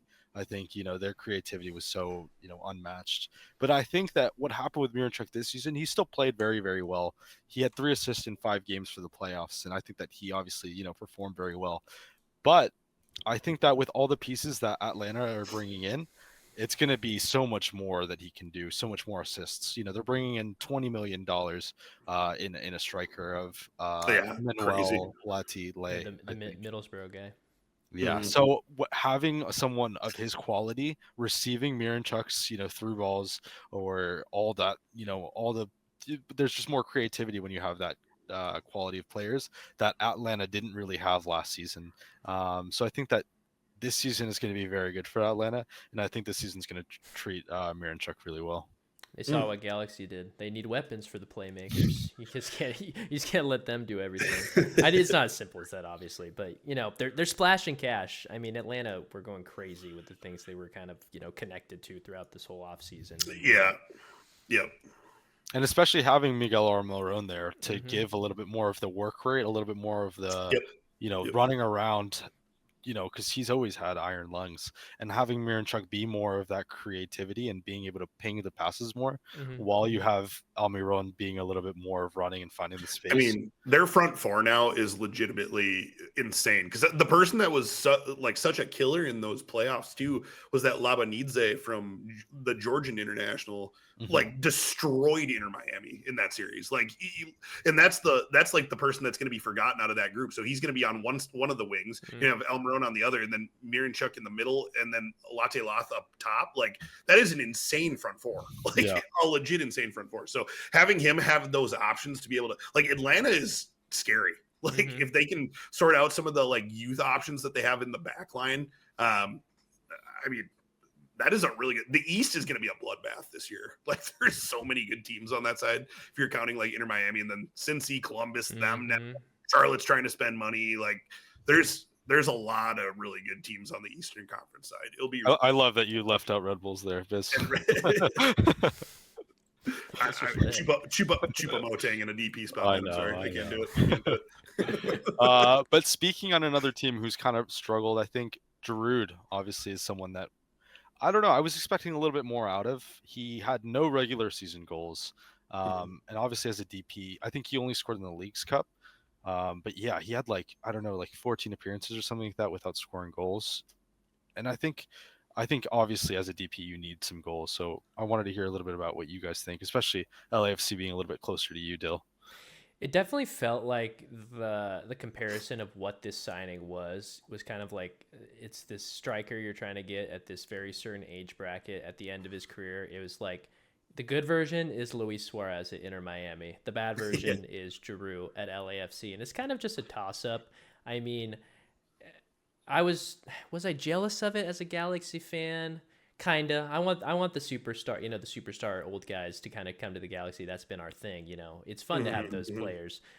It probably didn't make sense with the system that we were running and the style of play that we wanted. And I think, we were trying to get away from that, honestly, with, our transfers and our strategy. But yeah, Giroud was definitely disappointing. I like to see these, big names come here and play really well. I think it makes the league more exciting. It, adds to the story.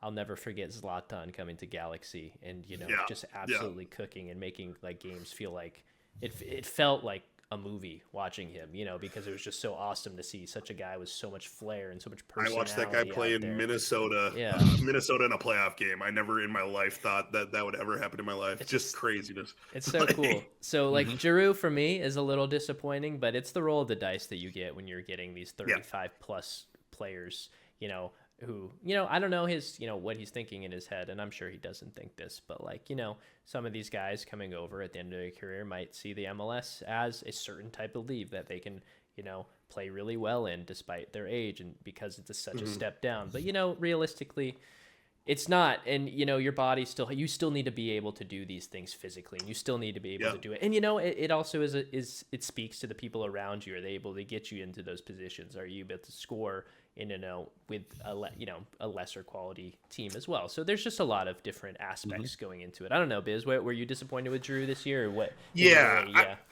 I just think like how LAFC kind of goes about their designated player spots. I would really expect, with the amount of success that they've had over time, I just feel like they would be a little bit more calculated on their decision making on who they're bringing into those spots. And it still feels like a lot of them are driven by marketing dollars, because like if you're looking at over time too, just like what they've gotten out of certain designated player spots that aren't named Denny Bouanga, it's really telling on like how they're using them. Like over time, you look at like Gareth Bale came in, and don't get me wrong, Gareth Bale scored maybe the biggest goal in club history, but that's really all you got out of Gareth Bale in his time there. It was pretty, like they used him very sparingly.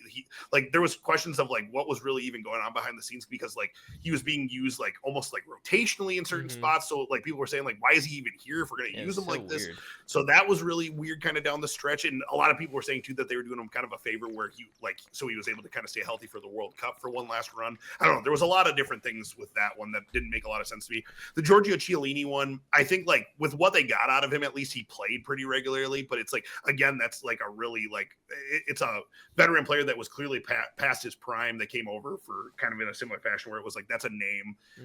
You're not using the DP spot on Lloris, but like a Lloris bringing over like on a TAM. Those are the types of signings where if you're going to do that, I would prefer to see it and try to get it set up on those TAM like deals where you're not for sure, where you can bring in a player like look at what the Galaxy just did, and using you guys kind of as the example where you were able to win, but it's like being calculated on a style of play and bringing in players to complement the players that are on your roster, I think is so important. And instead of like really just almost trying to be proactive with not only your marketing, but it almost kind of feels like both those signings were made with like a Giroud and a Lloris solely because they've been linked with Antoine Griezmann for so long now that it feels like they're just trying to like lure him in any possible way that they possibly can. Because I mean, there's been rumors that guy has been interested in coming over here for about 4 years now, even in his prime. Like it was, and he just like, it keeps kind of being like this, like kind of game of chicken that he's playing with Atletico Madrid. And like, we're not sure if he's actually going to like get transferred out or if he's not going to sign a new contract, like whenever that goes. And so it sounds like in the next like year, this summer, that's supposed to happen.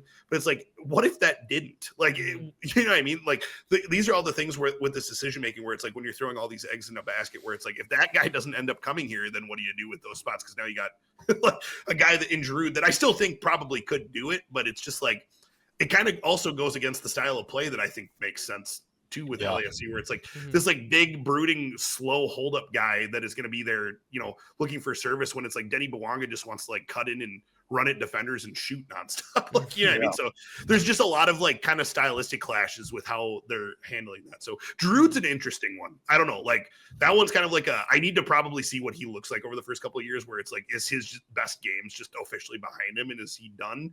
Because it's hard to, when you have those guys that are kind of on the other side of the hill coming into MLS, where it's just like, is he just not engaged like a Gonzalo Higuain, where he's just like, this is a vacation home for me, I don't give a shit, and then like he can turn it on eventually when he kind of starts to get chastised, or is like Giroud just like, is he washed? Like, is it just done? You know what I mean? So it's like, you don't really know, because a lot of those guys treat it differently, and like just kind of their attitude on how they handle it is a little bit tricky to judge sometimes. So I'll probably be able to answer that one a little bit better in like a month, like once I watch him play a game or two and be like, yeah, he's mentally checked out, or like, no, he scored twice in 2 games, so he's fully back. It's good. Yeah, but I think there's a lot that could be said about what you're saying with the play style, because not scoring a regular season game when you are like, you could just whip it in from a corner to Giroud and he might score it. He has like a 1 in 25, so it's just like having this entire goal drought really shows, especially the fact where it's like, is the recruitment even in line with their way of playing, like you mentioned? So I think that's a really good analysis. But another player that's been struggling as a striker and played also with Miranchuk is someone who is actually one of my favorite soccer players of all time, in Luis Muriel, coming over from Atalanta to Orlando City. So he only forgot he was at Atalanta too. That is funny. I didn't even think about that. So he came around, like he came for the start of last season. So he was technically, because he had played a Europa League game, but he was part of the team that won the Europa League, but he wasn't in the final. So he kind of didn't even win it. And it's kind of crazy because they were like challenging for Europa League and Champions League all those years. And it's like the one season that he leaves to the MLS and kind of has kind of a bad season. So yeah, 5 goals in 33, didn't really hit the ground running by any means, but I think a lot can be said a little bit with the style of play of Orlando. I think that it wasn't really fitting in too much with Muriel, but at the same time Muriel wasn't fitting that well with it either. So yeah, I'm really excited to see if he's able to turn it back on. Especially, I want to see a more competitive Orlando versus Miami rivalry. I think that's really healthy for the league, especially just having a more competitive game when it comes to that. So I don't know. I want to see more out of Muriel. He's a lot younger than Giroud, and he was a big super sub for Atalanta, but I still think that he could still put in good 45-minute shifts, even as a striker or as a sub. For Orlando. So I that's one of the players that I was really disappointed in, just because like that same season he scored like a crazy back heel goal against Milan. I remember we talked about that. Yeah. That's so sick. Yeah. So it's just like the fact that he scores that goal against Milan, but then he can't score against, San Jose or something like that. It's just kind of disappointing. I wonder which team you're going to choose. Just like the shit team reference. So yeah, do you guys have any thoughts about that? Go ahead, Dill. No, I know how much you like him, and you've kind of I'm a big fan. put me on to Colombian soccer, and I love a Colombian striker. I remember in Football Manager 23, Yeah, I keep forgetting we're still in 24.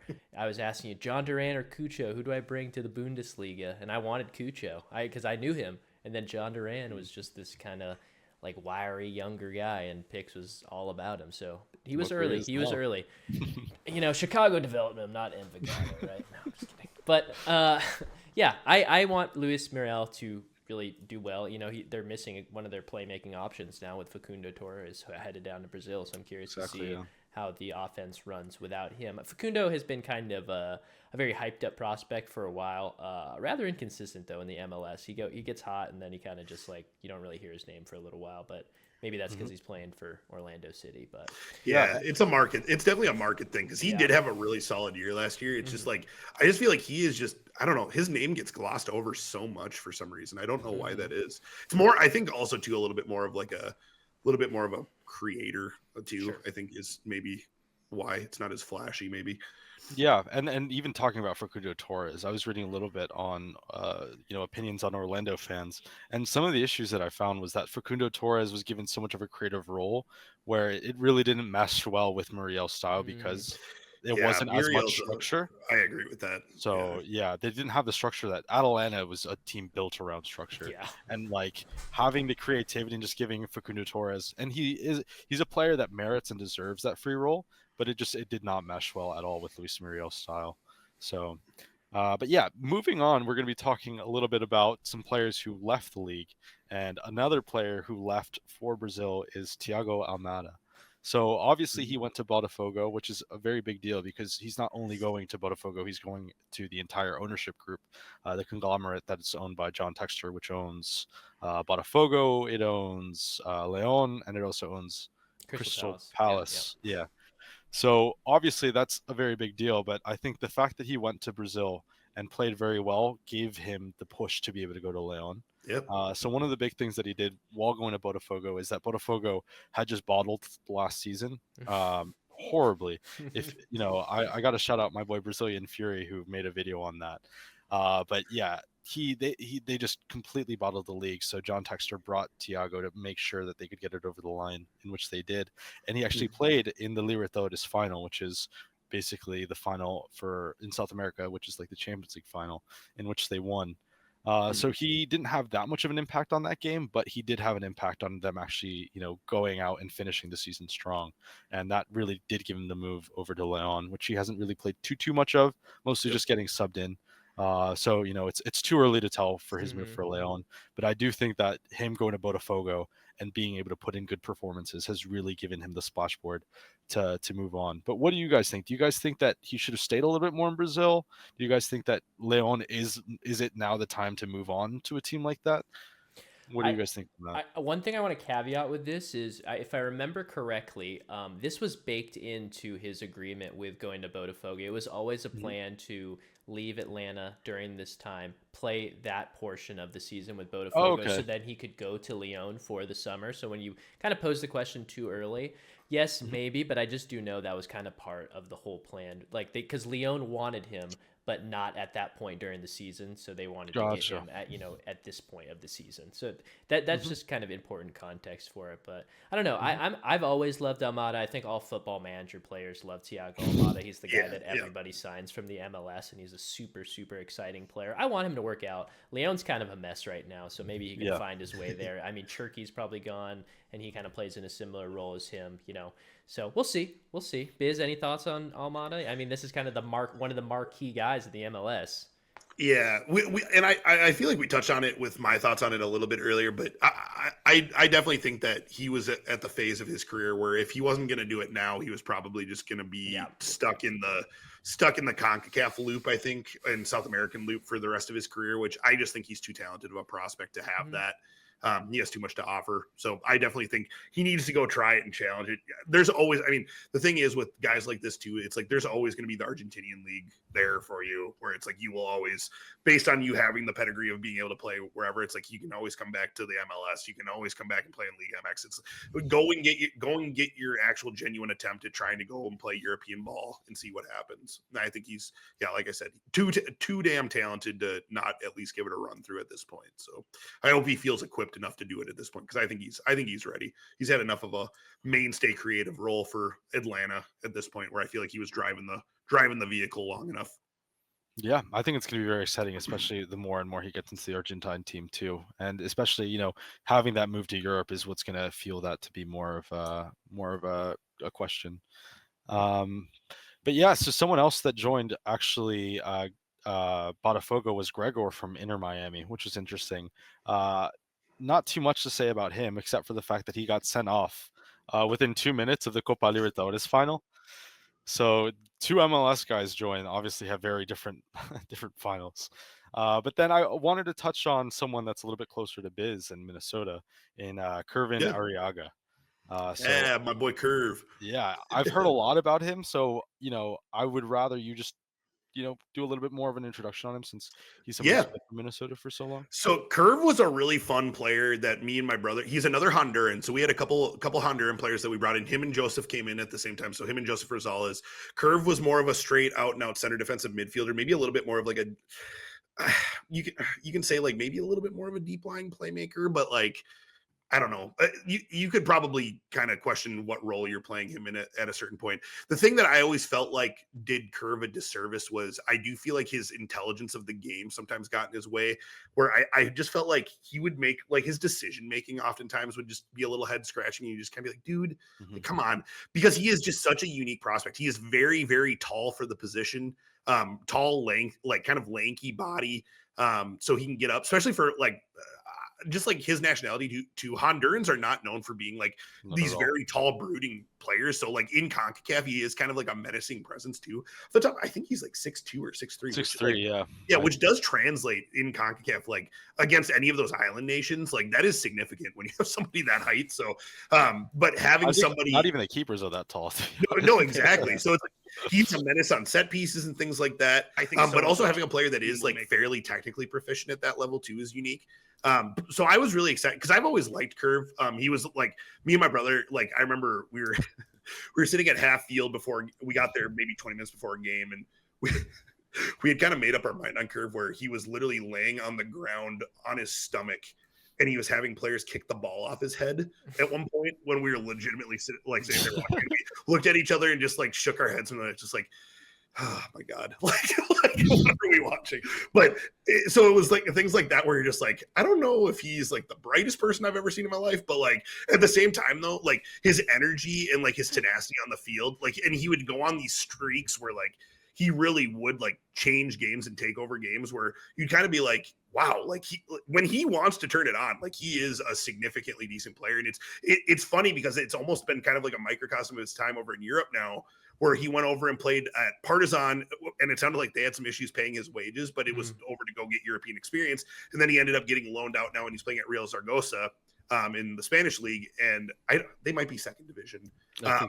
Regardless, he ended up winning Player of the Month for Zaragoza in his first month over there. So I do think that he has some chops. I think both those players, like I said, both the Honduran players that we have, I think have the ability to play in Europe. They're both very good finds. But yeah, Curve's disservice is definitely, I think, his the intellect, I think, gets in the way sometimes. That will always just stick in my head when we saw that. I'm like, okay, like what am I watching? But he was definitely one of my favorite pieces from a standpoint of like just like work rate and effort and like what he brought to the team in that regard, and then just kind of a unique skill set that I thought was really different from even just in MLS, like what you can find in MLS. So I'm happy for him. I'm happy that he's been able to find success over in Europe, because it's deserved. Yeah, and even I was looking at some of the games that he has, and he's been playing like he could play center defensive midfielder, he could play left back in a back three, he could play right back, even he could play the third center back. So it's like that versatility, especially with his height, where as a center defensive midfielder, not all of them are super tall. So sometimes when you do need a center back, you can drop in. So that's a player that I'm really excited for, especially once we get more into watching CONCACAF teams and stuff like that. Especially he starts regularly for Honduras too, so yeah, he's in the starting 11 pretty regularly. Him and Joseph both are. So it's gonna be really interesting to see kind of how he pans out, and especially with that loan, if they decide to make it permanent or where he ends up going. But the last player that I wanted to touch on is one of the players that has had one of the best seasons after leaving the MLS in Giakoumakis. He had 14 goal contributions in 22 games, played for Cruz Azul, obviously was very well proven in the MLS too. So I think that this is kind of the best example. He's 30 years old now, but I think this is kind of like the best example of a player who's exactly at this level and can mesh between both the Liga MX level and also the MLS level. He had some comments about saying the league of play or the Liga, like the style of play, was a little bit worse than the MLS. But he also said the same thing for. Just good guy right there. Good guy. GG. He was saying that the Scottish league was also pretty bad in comparison to the MLS. So wherever he leaves, he just bashes on whatever. Just a top end guy. Not a bad word to say about the MLS. Just what a guy. But yeah, I think that this is kind of one of the best players that have come, and it's kind of obviously it's very tough to keep those players in the MLS when you have the salary cap and stuff like that. And you know, there's so much money in teams like Cruz Azul and teams like Tigres and stuff like that, where it's so hard to maintain those players. But I think that, you know, this is the exact sort of profile of player that the MLS teams that should have been signing, obviously when he came in for Atlanta. And the fact that they were able to even have him move on and be so coveted because of his performance in the MLS leaves a lot to be said too. Can I interject really quick? Pix? Yeah, of course. This is the perfect like tie-in to what I was talking about with Giroud, with your point you just made, because you're dead on. These are the types of things that LAFC should be signing. This type of player right here, instead of, you know, spending all this money on a marketing ploy for like Olivier Giroud, where you're not knowing what you're getting based on his age.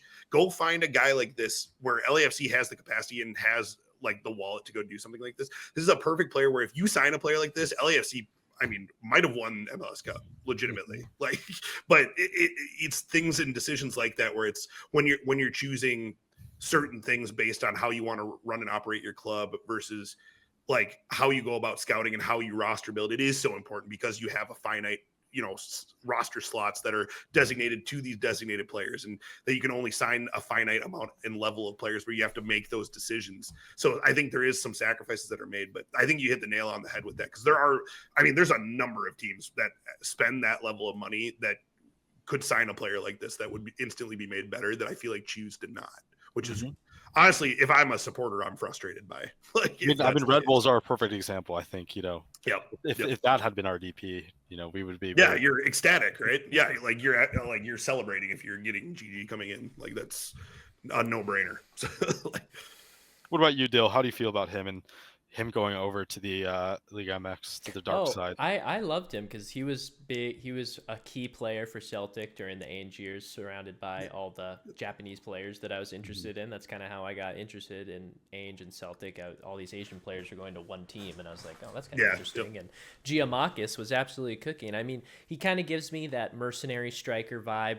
You know, 4 teams in the past 5 years, 2020 to 2025.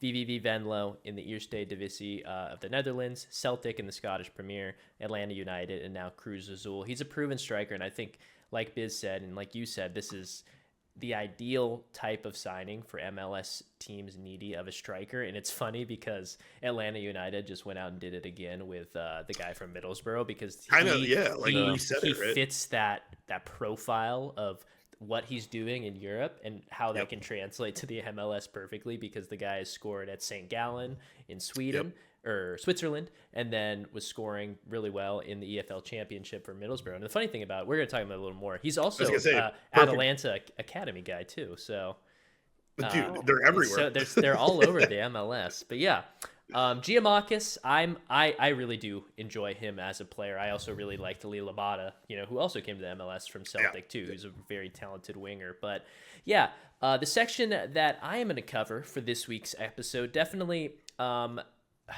ties in pretty well to what Pix was talking about. And it's the thing that I enjoy most about soccer, the thing that I enjoy most about soccer video games, sports video games, and just anything, you know, in regards to sports really, is team building. Where players come from, why they come to certain leagues, teams, when in their career they do it. So I'm going to be talking about 3 main style of transfer trends of 2024 and how they are continuing in 2025. So I'm going to be talking about some of the transfers that are happening now, and then I'm going to kind of use some points of reference to kind of give people some context as to why I feel like these have happened in the past and why they're going to continue to happen. So the first one is something we've been talking a lot about this episode already. Players in their prime from mid-tier European leagues coming over to the MLS. I think this is a perfect type of signing for a lot of MLS teams. And I don't want it to get mixed up because sometimes teams will do this, but they are not getting the right style of players. They're getting players who are not playing well in Europe and are coming to the MLS, and, you know, they're expecting them to change that. And they're trying to moneyball it a little bit in terms of, like, maybe this guy's not as good as he can be, but if we bring him to the MLS, his level will raise. I don't think that has worked. I feel like a team like Chicago FC have tried that a lot with, you know, their Lugano FC affiliation, bringing some over players from that team when usually they're not the better players. They're kind of the players, you know, near down in the pecking order. I like the moves like Kevin Denke from Club Bruges to Cincinnati, Aleksey Miranchuk, like we said, Atalanta. And that's different because that's on a mid-tier European league, but it's the style of signing. Andre Stryer, that San Diego Danish wing from Anderlecht, is perfect. Jonathan Bamba to Chicago from Celta Vigo. Another one more similar to Aleksey Miranchuk, where the league is a little bit of a higher quality. But Emmanuel Latte-Lath, going from Middlesbrough to Atlanta United, I think is just the perfect signing. I think it's a very one-to-one Giakoumakis type of replacement where they can find the striker, and, you know, now their whole offense is a lot more well-rounded. I am very, very excited for Kevin Denke, who is the Belgian Golden Boot winner from Togo, I want to say. That's that. Togo, so I also love stuff like that. And, you know, Middlesbrough's striker, he's from the Ivory Coast, so a little flavor of Africa coming to the MLS to lead some lines. And I think the point of reference for me is Joseph Painsil from Genk, just a speedy winger who joined LA Galaxy in his prime, got his bag, knows exactly what he's bringing to the Galaxy. Galaxy knew, we need to get a guy like this. We need wings that can just blitz down the line with speed that Ricky Puig can, you know, find space with. He needs weapons. And I think these are the type of players that the MLS teams who are pragmatic and have the resources to do it should be splashing cash on. I don't like the splashing of the cash on, you know, just name recognition. We don't need more of that if we want the league to grow. This is what these teams should be doing. These are shrewd. It's shrewd in the fact that they're well researched and the money's going towards a very specific resource. You know, you're not bringing in talent just to bring in talent. You're bringing in talent that fits into a system that you're already building. So, Biz, I'm going to go to you. Do any of these names, I know we've already spoken a lot about them, so maybe we can talk about one of the newer ones, Kevin Denke or Jonathan Bamba. Do either one of those excite you? Yeah, I mean, Denke is the one I think that probably made me kind of stop and really kind of take a look around on where MLS is, like the development of where the transfers have gone over the years. I think the last one that really made me do that was like probably when Toronto did actually get like Lorenzo Insigne over the line, where I was just kind of like, what the hell? Like, why, how did that happen? But, and regardless of that one working out or not, like just where he was playing at the time and what his like international perception was at the time was pretty staggering. And the fact that Toronto was able to get that over the line was nothing short of incredible. But I think this one is interesting and different just in the sake of really what you're hinting at here is hitting the nail on the head, because I have constant conversations with, you know, the accusations of like, anytime you're talking to somebody that really hasn't given MLS the time of the day, and they're maybe kind of reading into a lot of the stereotypes of what MLS gets perceived as like being a farmers league or being a retirement home league or whatever it is, where there's like these two sides where I feel like for the betterment of the league, we're starting to kind of like close that gap where, like you're saying, with the players in the prime and the mid-tier European leagues, like hitting those in the middle, that's like kind of where we want to be. We want to throw more of our resources to like start building. We've had those foundational pieces to help like the marketing of the league, where, you know, retirement league with like Giroud in the past, that would have been a great signing 10, 15 years ago.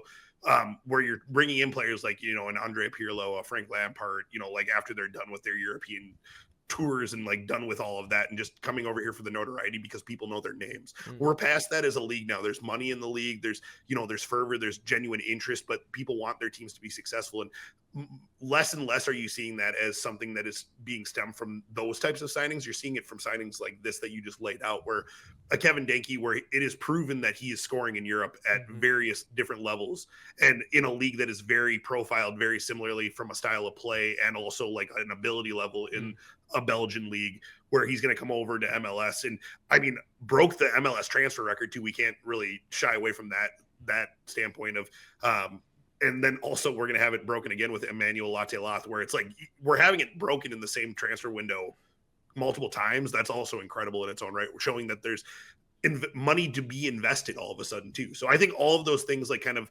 combined makes this so exciting that we are targeting players like this more. Where I mean, an Aleksey Miranchuk 5 years ago even would have absolutely no interest in this league whatsoever. Wouldn't have even batted an eye, saying like, I'm tossing that offer in the trash. Like, why would I even consider that? So the fact that a player like that is saying yes now is really exciting. So I just think it's so good for the league and where it's heading. And I think they're attacking it in the right way. A lot of these teams are.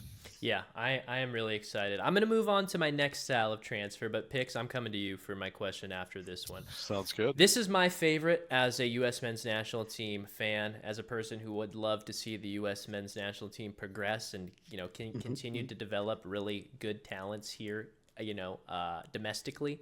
Homegrown Academy players developing here, then going to Europe. Obviously, you have kind of the more outlier ones, such as Kevin Sullivan. That's his first name, right? Because he has a brother. Yeah, he's going to Man City. Yeah, Kevin's the Man City one. Quinn's the older one. He's going to Man City in the future, so I'm going to exclude like those type of signings for now. I'm talking about the ones that are, have been signed and are going. So some that have happened recently, John Tolkien to Kiel in the Bundesliga. Akinnombi, the center back from DC United, headed to Bournemouth and has been on the bench for them for a few games already. I thought he was going into their academy, but he's in the senior team.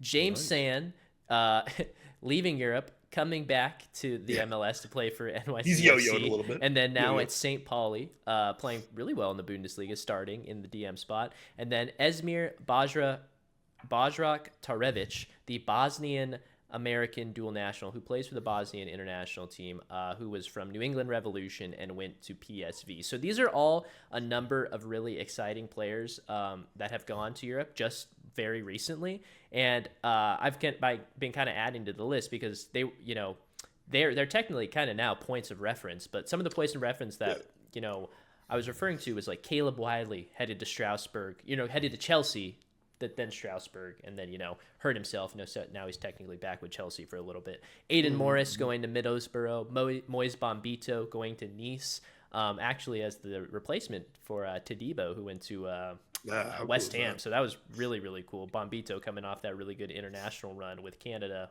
with Jesse Marsh. Incredible center back. So, like, these are the type of signings that really excite me in regards to the MLS, because these are guys that either came from the academy straight up, got drafted, or came from like USL, academies, and then went to the other academy. It's always kind of a little bit convoluted, but these are all players that came through their respective systems. And I think the interesting part that I want to talk to first is, Biz, I want to go straight to you and just ask, do you like this move for Tolkien? I know we've talked about it off stream about what is the timing, for a signing like this, but is it the right time to go for Tolkien from your New York Red Bulls? Yeah, it kind of goes hand in hand too, similarly for kind of what I've said with some of these stepping stones for South Americans. It's very similar to like MLS guys kind of being stuck in MLS purgatory, where it gets hard to leave. I feel like you kind of almost get like wage capped at a certain point where you're going to be really, you start to get into that point when you're in your younger 20s and you don't necessarily have the whole family angle. And I think people really forget about that, where you hear that more and more with a lot of these guys on like, why did they not ever make that jump after? And you always hear like, it's like, well, I had some offers early, but it just didn't seem like the right play. And then it's like, I met my wife and we had 2 kids. And then all of a sudden you get comfy on some of these wages because MLS after these homegrown contracts does pay so well, especially in comparison to a lot of these like jump over spots where if you're making a horizontal move to like a Belgian league or something like that, where you're trying to get into the team, first of all, there's no guarantee that you're going to be playing. You're kind of an unknown fixture over there. So you have to prove yourself. Then on top of it too, you're going to have to try to get to a point where like the wage isn't necessarily always going to be what you were making maybe as an established player that's well known over in the States as well. And it's kind of inherently known too with a lot of these roster slots on senior deals, where it's like it's a proven thing. You don't have the fear of relegation. Like the only fear that you really have of like having to pick up and move is if you're being traded or you just don't get your contract picked up. So it's like there's a lot less pressure for a lot of these guys, where I feel like you can kind of, the fear of getting complacent in the MLS structure can be a little cozy for some players. So the fact that Tolkien chose to pick up and go when he is young, I think is a good sign. And I think that's oftentimes like I think in the teens, maybe you kind of get a little fearful that a player jumps too early, but I don't know. We've seen players like a Caden Clark, for example, just hit a banger goal in January camp where he came back and he seems to have found the form after bouncing off of like a really bad European run when he went over there, where some might say he went over too young. So it's like there is reclamation projects where it's proven that you can still come back if you have the resolve to do so. So I think get over there as soon as you possibly can if you feel like you're ready, and go. That's my take on it. I just think it's for the better if you want your career to take off in that way. Yeah, I totally agree. Pix, do you think it was Tolkien's time to go? Yeah, I mean, there was rumors of him leaving even last season, so I'd already come to terms with it as a fan. But even as someone who's just, hoping for his development, I think that it's the time to go now, especially with the team that he's in being a team that is fighting relegation.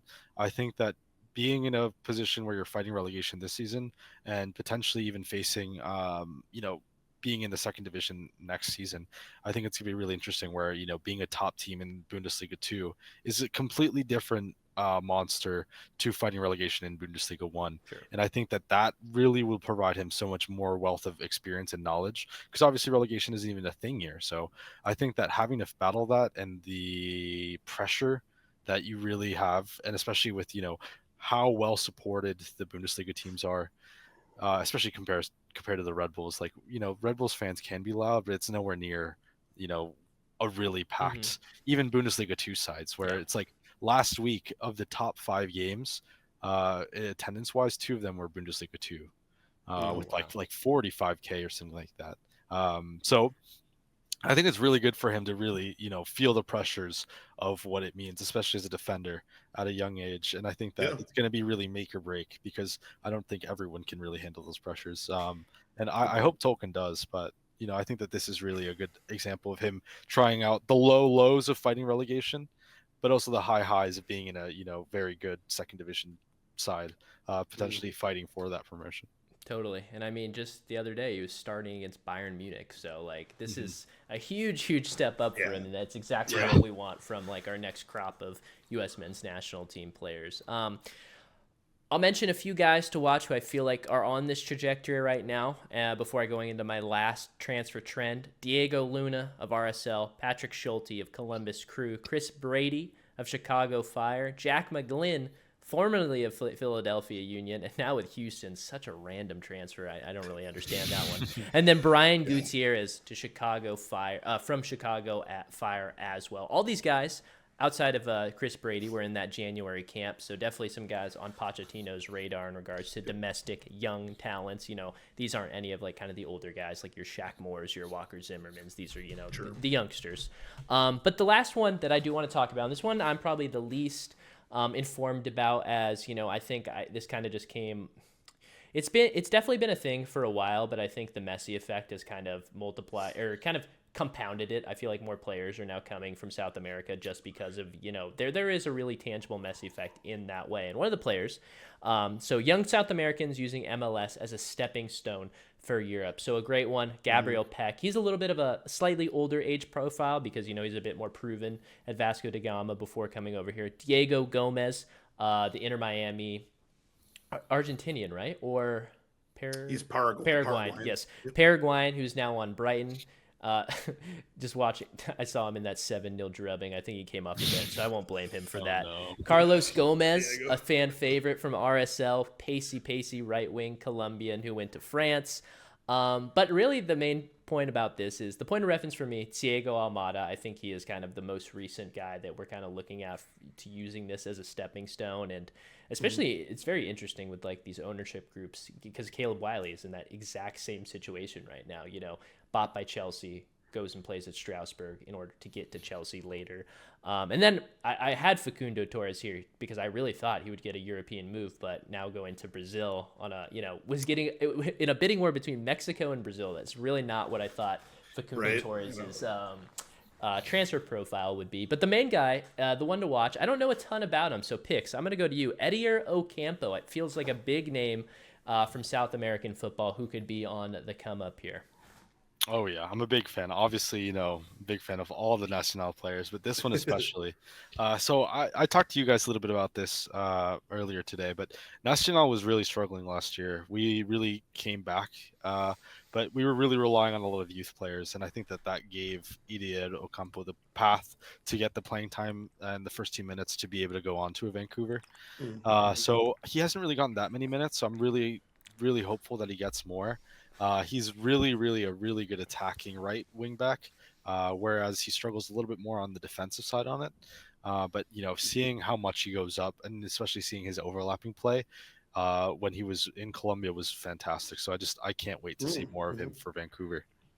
And I would say one player I forgot to mention too, who's always been kind of in the conversation with Facundo Torres in terms of that profile, that age range from South America, Talles Magno from NYCFC. I feel like also a guy that's just inconsistent, struggles with the market of the team sometimes, not getting the shine. But I mean, at the end of the day, there's a lot of really great South American players, and I feel like, a lot of them are just kind of popping up out of nowhere. And I think that's just the beauty of the MLS, allowing just a lot of different players from South America to come here, because it just provides a different way of progressing their career as opposed to going straight to, a Europe. It's an easier transition. Let's go to the United States first and then go to Europe, because I feel like a lot of times it always felt like the most natural step for South Americans was either go to Spain or go to Portugal and then go to, a top 5 European league. So it's interesting.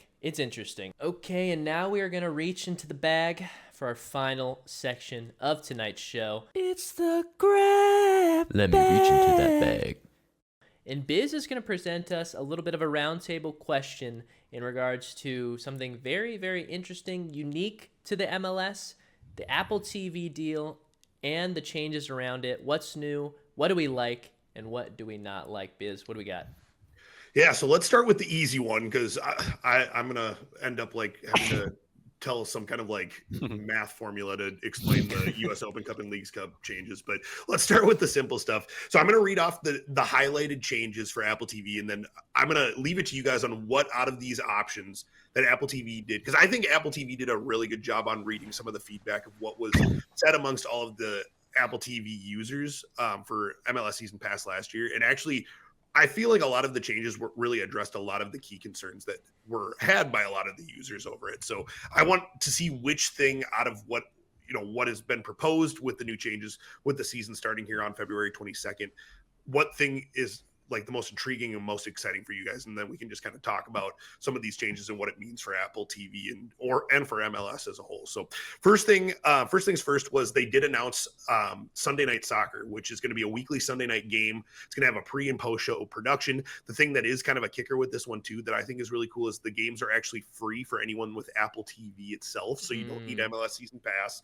So if you just are logging in and you just you're like in Severance or Ted Lasso or whatever it is, two birds, one stone, where you'll be able to watch at least one game per week every single week for free, which I think is a really cool kicker that they've added on to that. Number two, and this isn't an every year thing from my understanding, T-Mobile actually did the drawed up deal with MLS Season Pass, where if you are a T-Mobile customer, sounds like starting February 18th, you can get the whole MLS Season Pass set up for free, which I think is a really killer deal. I've done that before.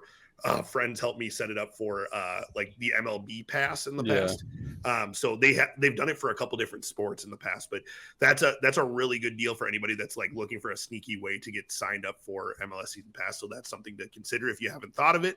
But that's something that they announced with that most recent press release as well. That goes hand in hand with the cable deals. So this is something that's been really kind of setting back, I feel like, the exposure of Apple TV, and something that's been a really big criticism is the MLS partnering with Xfinity and DirecTV, so the two cable companies here nationally that have kind of the stranglehold on all of the cable business.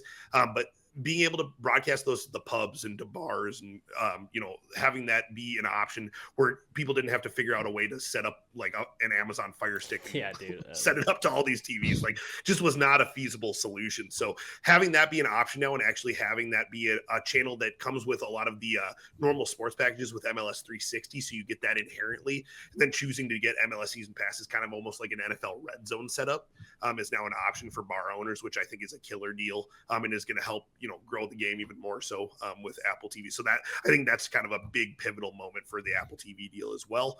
And then the last couple things that I'll say, this one is the one that I think I'll preface and say that I'm most excited for, but they have announced that the Box to Box Films is doing a full documentary series from last year that has already been filmed. It's going to be coming out on February 21st, the day before the league starts, called Onside Major League Soccer. So it's going to be following, it's an 8-episode documentary series encapsulating the full season and really focusing on key storylines from the year. I know one, at least portion of an episode is dedicated to like Kevin Sullivan signing with Philadelphia and stuff like that. So following him around and getting his first senior minutes. So kind of a behind the scenes look into everything that's going on with really MLS, cool. Which I think is great.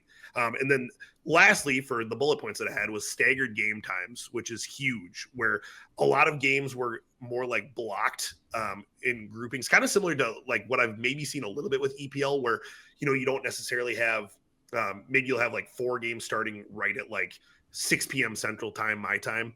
And then 4 more games starting at 8, where you don't necessarily have the ability to watch all of these different games in multiple blocks of time, which is a little frustrating for a lot of people. So like for me, if I had a game, being a season ticket holder, the complaint was a lot of the times where I'm going to that 6 o'clock game and I'm at the stadium and I'm getting home and it's like I'm missing all the other games that were even on that day. So this staggered game time is they're going to kind of spread them out throughout the Saturdays, where you're going to have like multiple blocks of time where maybe they're doing 2 games to like an hour window where you're going to be able to watch multiple games. So those are the big couple ones. Some of the pricing points too, those haven't really changed. $99 for a full season, where you get all the games, no blackouts. $14.99 for the month. And then if you already subscribe to Apple TV Plus, you do get a discount of either $79 for the full season or $12.99 per month. So those would be the ways to join up and watch. If you guys out there don't watch currently and you want to, and you're kind of getting your fix and interested from North American soccer from listening to us, those would be the ways to do it. But this poses my question, boys: what out of those 5 different options is the thing that intrigues you most going into the MLS season? Dill, is there anything that intrigues you, or is something that really sticks out in comparison to the rest out of those? I think for me, it's easy. It's Sunday night soccer. I think whatever makes people find it the easiest, whatever is just very clickable. New people, that's how a lot of people nowadays watch YouTube videos. That's how a lot of people, in the streaming world that's how a lot of people consume TV, especially, people in our age range, the people that are MLS is probably targeting as newer fans, I would say. Sure. It just has to be the ease of discoverability. I mean, how often, I have Hulu and Paramount Plus and Peacock to watch all the games that I want to in Europe. But, due to the licenses they have, sometimes I'll just open up like a random game that's playing in like Serie A, that I wouldn't normally watch, or like a EFL championship game or something like that. So this kind of opens that door for the MLS. I always thought too, like, I wouldn't be surprised if Netflix finds itself competing for, a sports league like this as well. And I feel like MLS could work really well on Netflix if that I feel like that would be the step up if Netflix ever wanted to do something like that in regards to, Apple TV kind of is unique positioning itself with the MLS.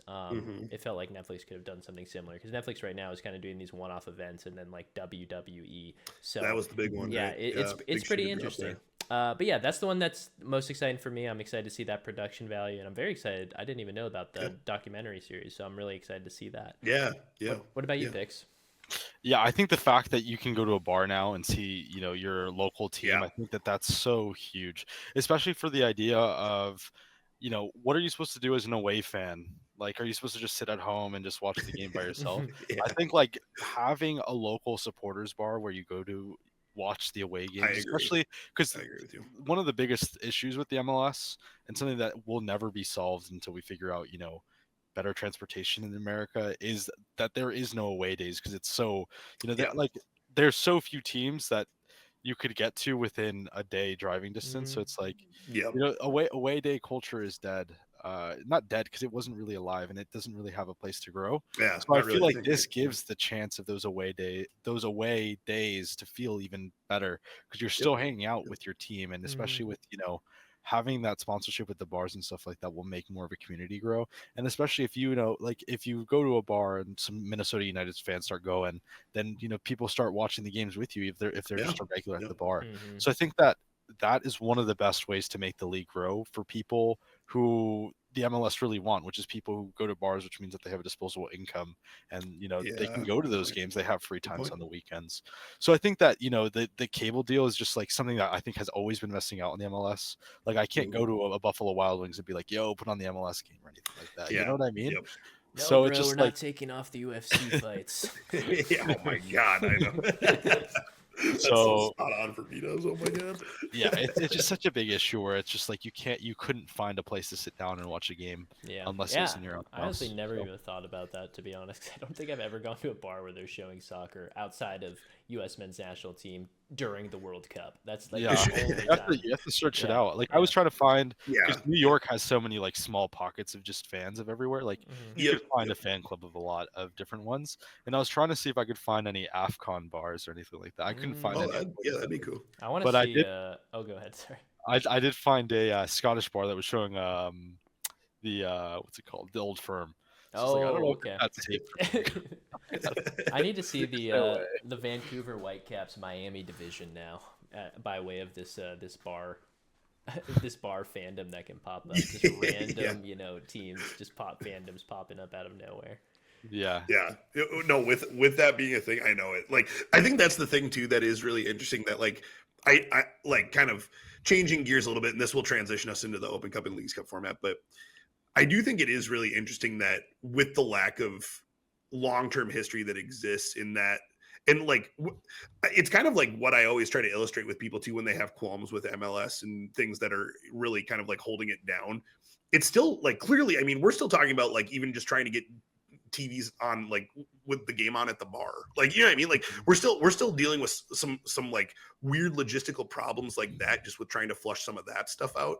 So I do think like, even just something as simple and as trivial as that, like identifying those problems and being able to like really hone into those types of cultures, like you're saying, Pix, is a great point, because those are things that are going to happen over time, where you will organically have like when a team's been around for 30, 40 years, all of a sudden, and people actually do have like a long-term supportership and fandom of that team, all of a sudden you will go to a random place and you're like, dude, this is like a Vancouver Whitecaps bar. Like what, like, what is, like, I'm in Montana. What is this? Like, this is weird. So it's like, but little things like that pop up where it's like, I have a bar, locally here in Minnesota that is like it's like a Kansas Jayhawks alumni bar that is just like so random, and they literally do like the full-on fight song for Kansas basketball games. It shuts down when a Kansas basketball game is taking place. Like, but it's like that's so random, but it's because that has been around for so many years, and this guy knows that there is a set in stone spot where it's like we're in the Midwest. There's going to be other alumni that would come out for those games where it's like, it's not all the time, but it's like, it's a little 2-hour pocket of the day on Saturdays during the season where it's like, he just shuts it down and it's Kansas alumni come in and drink, you know what I mean? And it's like, and have food and hang out. It's like, those are things that do exist where they are paramount, but they have to have those built-in like ways to do it. It's like, those can't exist if you don't have the ability to watch it. Like, that's so important to have that. So I do think that's a great point. We said at the start, MLS, I'm quoting you, Biz. You said MLS is killing the grassroots game. No, I'm just kidding. But maybe they are this is a way to bring it back a little bit. It feels a little less corporate. It's obviously a TV deal at the end of the day. But this is something. This is honestly at the end of the day, when I think about it now in hindsight, the bar is so low. It's in hell right now.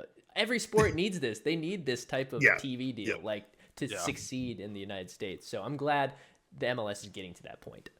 No, I agree. And I think on top of it too, the last thing I'll say on it, and I'm glad you actually said that because it kind of made me think about this too, of kind of a criticism I hear pretty consistently with, I feel like MLS does just get thrown into the bucket a lot of times with, I say it time and time again, with the unconventionality of like how this league is being built versus comparing this as a league versus anything that's going on over in Europe with the amount of time, equity, and like manpower and like passion and support that exists for all of those leagues over in Europe. Like if you as a supporter are going to take it at face value and try to compare one versus the other, you're going to hate the MLS. Like, I'm sorry, you just are. Like there's no way it's going to stand any chance if you are comparing them like at face value for what they are without like really trying to take into context like where it's trying to head, where it's going, and like what's required to be able to build it to get to it in certain spots.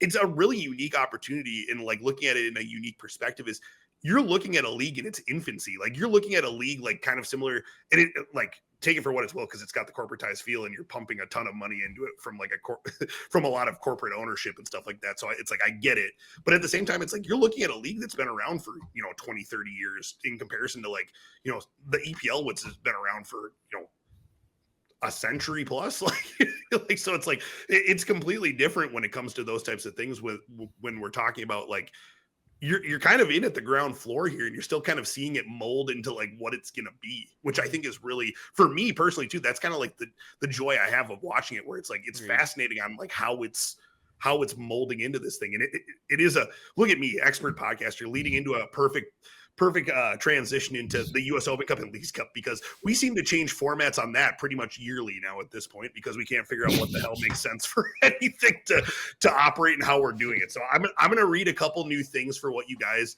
can expect of what Open Cup and Leagues Cup are going to be. I'm going to do my best to illustrate this because it is confusing. But if you actually take it for how it's written out, and actually, we posted the graphic in Discord too. So if you are interested in looking at like what teams are part of it, there's actually a good MLS just link in our Discord that will actually like lay out with pictures of like what teams are where. Way easier to determine what's going on than probably how I'm going to explain it. But I'm going to do my best to articulate. So US Open Cup, our domestic cup. Leagues Cup is that we talked about it a little bit last episode about the Liga MX versus MLS setup. So the changes that are being implemented, because there has been that ongoing discrepancy with the U.S. Federation with the U.S. Open Cup. And it's really caused some issues with like kind of the whole blame has been placed on fixture congestion for teams now that Champions Cup is bringing in. I mean, at times, I think it's 10 teams this year in total. So it's like you're adding that to the fold with Leagues Cup, with Open Cup, Canadian Championship for the Canadian teams. So like, and then on top of it, a long MLS regular season, Club World Cup for some teams this summer. Like there's a lot going on. So they're trying their best to try to appease that and allow teams to focus on certain competitions, specifically too, if they're making it into CONCACAF Champions League. So let's start with the Leagues Cup. And like I said, so that's Liga MX versus MLS participated in the tournament last year. So that was every single team from both leagues previously kind of set up in like a World Cup style format. So that was with the pool play into knockout play. The knockout play literally was from round of 32. So it's like when you got out of pool play, you were still playing for like a really good portion of time to even try to get into those final games. It was just a long, arduous run for like trying to get into anything. So now what they have done is they've actually refined that, where every single Liga MX team is still going. But first change is they're not doing the month-long break anymore. They're going to still try to operate both league seasons, and then they're going to run the Leagues Cup games in between the weeks, so running middle of the week. So they're going to be running those as they go, and then they're going to change the format of it for MLS, where the playoff teams from the previous season so anybody that qualified on the Eastern and Western Conference side for the playoffs, including the number 9 seeds that made the playing game, are all qualified for that year, for the next year for Leagues Cup. So it matches it up where there's a perfect 36. They can go head to head, and it just makes it a nice round number instead of trying to figure out how to deal with having 48 and just it being confused. You had the weird three team groups too in Leagues Cup where that was goofy. So there was a lot going on there. So that is now changed too. So the format being that we had that weird we had the group play into the knockout with the weird groups. We've switched it more to like kind of like the Swiss model league phase is probably the best way I can describe it. Kind of like similarly to like what UCL just adopted. But the style of play of what they're doing is actually unique, where they're going to put Liga MX on one side, US on the other side, and you can only play against Liga MX, and like Liga MX can only play against US. Yeah, that's nice. MLS can only play against Liga MX. And you're going to have redundant, right? If you didn't do it that way. Yeah, and I think that's actually too kind of keying into what we've talked about on like what makes this setup in this style of tournament cool. It's really kind of like honing in on that US versus Mexico rivalry that we've talked about is really important to me as a US men's national team growing up. And that was the thing that really got me into the sport. Having that, like, going into building those rivalries that we discussed earlier with like San Diego and Tijuana, where it's like if they're playing regularly this year, like, you know, and playing a couple years in a row, all of a sudden it's like then there's that hate starts to develop, and it's like those fan bases don't like each other all of a sudden, and it makes it interesting. So that is how that's going to set up. So now going forward, if you qualify for league, or if you qualify for the playoffs, you will automatically be qualified for the Leagues Cup the following season, which I think is kind of a unique way of doing it. And then for the Leagues Cup itself, the top 4 teams on both sides, so the top 4 Liga MX teams out of their league phase will qualify into the knockouts. Top 4 out of MLS based on points will qualify for knockouts. And then through the first round of knockouts, you're guaranteed to still play another Liga MX team if you're MLS, and vice versa. And then it's just kind of whoever wins from then on out. So it is it's a good setup. I like how they switched it up. US Open Cup then obviously is going to be the setup from any other team that didn't qualify for Leagues Cup. So 8 MLS teams were participating last year. It's going to be 16 this year. They are determined. 9 of the 16 teams automatically qualified based on not qualifying for Leagues Cup, as I mentioned, or the CONCACAF Champions League. So US Open Cup is kind of that like outlier of if you didn't make the playoffs and you didn't make CONCACAF Champions League, then you're going to be in US Open Cup. That's going to be where you sit. The other 7 teams are determined by their Supporter Shield standing, so the lowest remaining out of the teams that didn't make the CONCACAF Champions League. So there's going to be a couple teams that you're going to see that are in Leagues Cup that are also in US Open Cup. The big thing that they're trying to like eliminate altogether is that you cannot be in all 3 of the tournaments. So not being in CONCACAF Champions League, in Leagues Cup, and US Open Cup, they're trying to eliminate that in some capacity. So my question to you guys is, out of all of that, after explaining all of that, because then on top of it too, some of the teams that, you know, were a part of the Champions League, they're sending like MLS Next Pro teams. What do you think out of those new changes? It can be Leagues Cup, Open Cup, any criticisms, critiques. Like, do you think that match congestion and fixture congestion is that big of an issue where we need to sacrifice like teams not participating in US Open Cup? Is that something that you think these changes are for the better? Do you like the setup? Like, just little detailed answers on based on all the information you have presented in front of you. Pix, I'll start with you because I started with Dill last time. Like, what stands out of all of those changes? Like, any conclusions you can draw out of it? So, yeah, I do like the fact that they're not taking the break for Leagues Cup anymore and they're working it into the schedule. I think that's probably the best way of doing it. One of the only issues with it is that it kind of plays down the importance of it in a sense where it's like, I feel like a Leagues Cup, a lot of the times those games would really get full because you'd have people who supported those teams coming from, you know, states away. Yeah. Whereas they won't be able to do that so much. Are they going to be midweek? I think, right? So midweek is what they've said. Yep. And that I agree with you. That could be problematic. So it's going to be a little bit challenging where it's like, you know, I don't know how packed those stadiums are going to get because you've been to those games before, and I've seen a couple on the Red Bull Arena too, where we have a lot of Mexican, you know, people here around the New York area, and getting that like that. I haven't seen a stadium as full until I saw the Red Bulls playing, you know, a Liga MX side, and even you know I saw a friendly at Red Bull Arena of Nacional versus Chivas, and there was so many fans for that too. So I think that you know. It kind of does suck that it's not on those prime times of the Saturdays where you're not going to be able to get all those fans. But I do think it's better to have the league schedule where it's more like these casual, I wouldn't say casual, but I do like more of like the league phase sort of style where you're having these games and you're not having to have, you know, all these stakes. I really didn't like the 3 teams at all. But then on the US Open Cup, I would still say that I would like all the teams to be able to participate. Even if it means that they're playing and rotating and putting just youth players in. Yeah, and I agree. I think that all depends because I think that more games doesn't really like more games, especially in the MLS where not every game matters. Like if you're in the top 8, then you're already in the playoffs. If you do want to push for a US Open Cup, I think, you know, there's a platform to do that. But I also do think that the US Open Cup also gives a lot more youth players a chance. A lot of teams were putting in their second, like Red Bulls 2.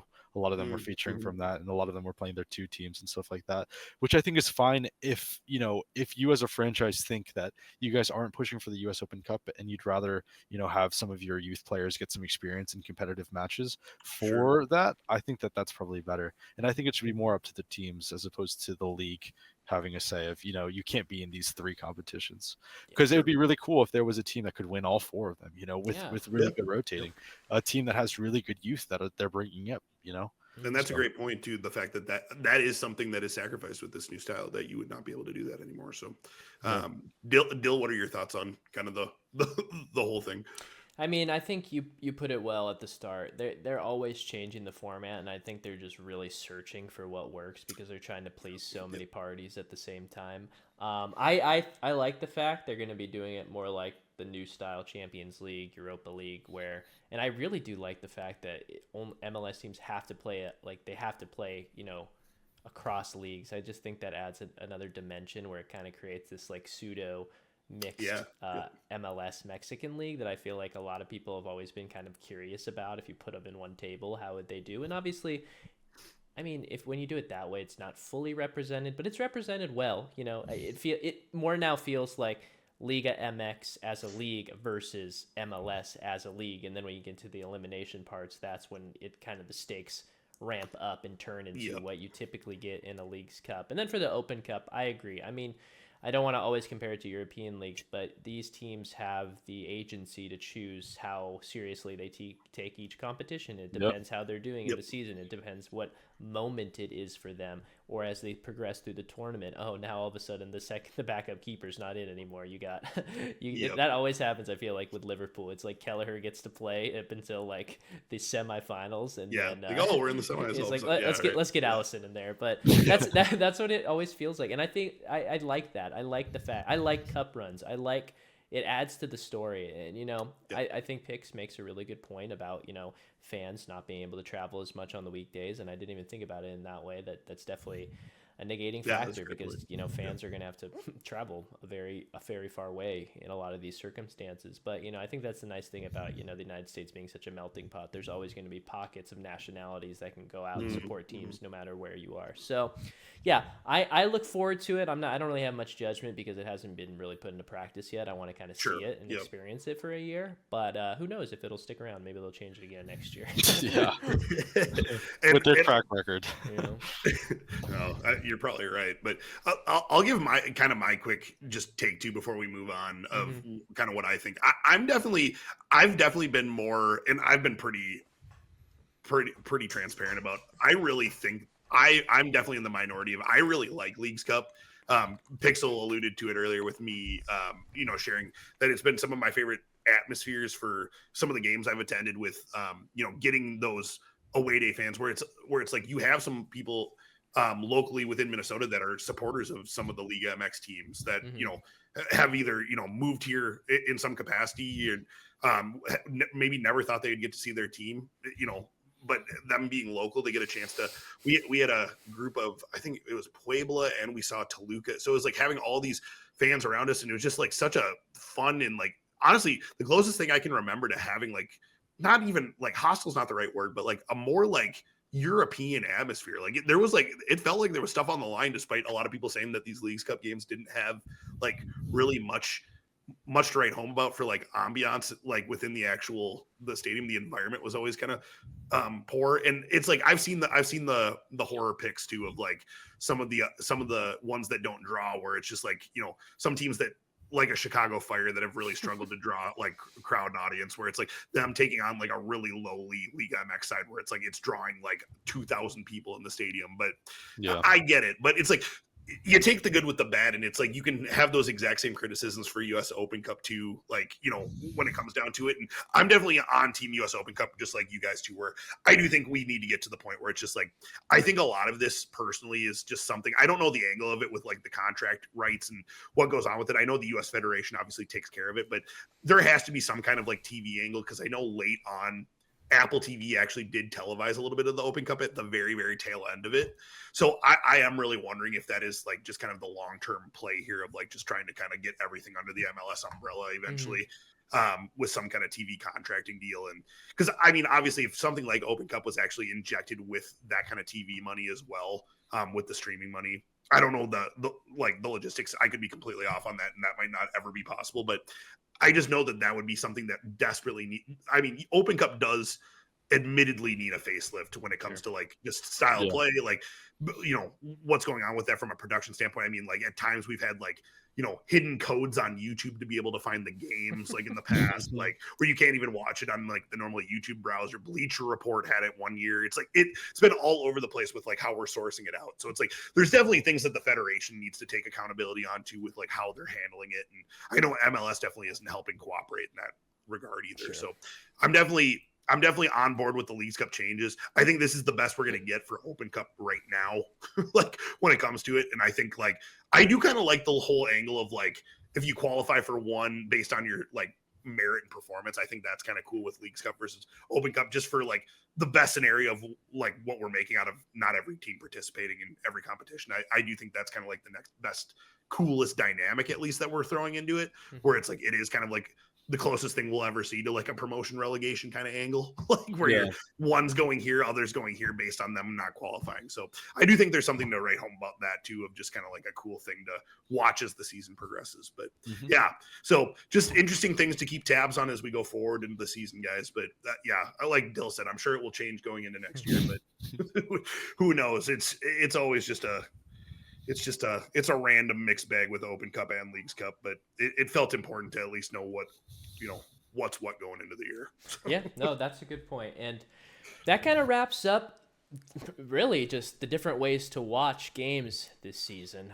Smooth transition. Talking about our next watch party. So we did our first ever watch party of the Something About Soccer podcast universe today, Arsenal Man City. The next one, we had to do some finagling, and we found a date. February 19th, Club Sport Herediano versus Real Salt Lake, 3:30 p.m. Pacific time, game time. Big Diego Luna guys here, so hopefully he can go do something against Herediano. The other predictions that will go alongside that game, if you guys don't know, you can do community predictions in our Discord, go up against us when we kind of like predict who's going to win, who's going to draw. And this is Leagues Cup, so there has to be there has to be winners, right? It's either win or lose. So no, Champions Cup is actually Champions Cup. This is going to be first leg. So it's a two-legged fixture. Ooh. So there's it would be draws, wins, losses. I know you're going to pick. So we'll all right. We will still do that.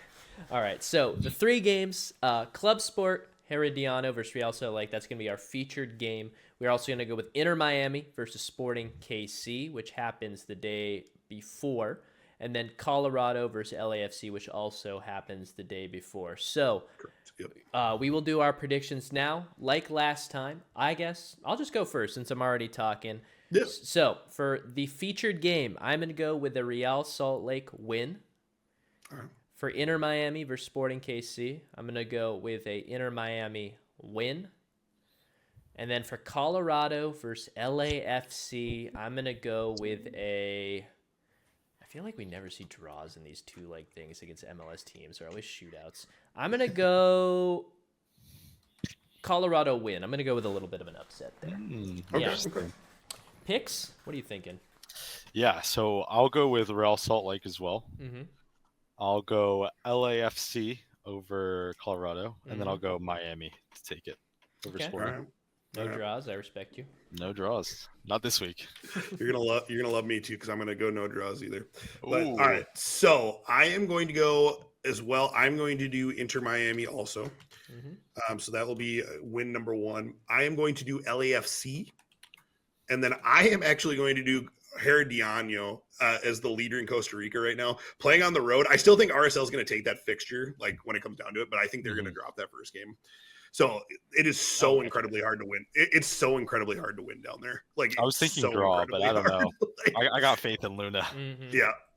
No, I hope they do, but yeah, those Costa Rican games are such trap games, like all the time for these MLS squads, especially with a team that I feel like in RSL that has had a lot of change, and they're definitely kind of like in a youth rebuild right now. That is going to be like a massive culture shock for those guys going down there. They're going to be like very, very overwhelmed, I think. The best part about RSL is that they have so many Spanish speakers, though. They could talk shit to the true to the Costa Ricans. Like Diego Luna's gonna get into it. I hope I could start like doing like lip reading or something. I gotta do some classes or something. Yep, you got a couple weeks. Two things Utah's known for, BYU and a lot of Spanish-speaking Real Salt Lake players. All right, guys. Well, we have our predictions for the next watch party as well as the community predictions. Please get in those on the Discord. The community is 2-1. But other than that, guys, thank you so much. This has been episode 2 about the Something About Soccer podcast. The next time you see us will be with the MLS season kicking off. A lot of stuff to talk about, so we will definitely be excited for that. We will see you in 2 weeks from today. We appreciate y'all as always, and we'll catch you in the next one. Peace.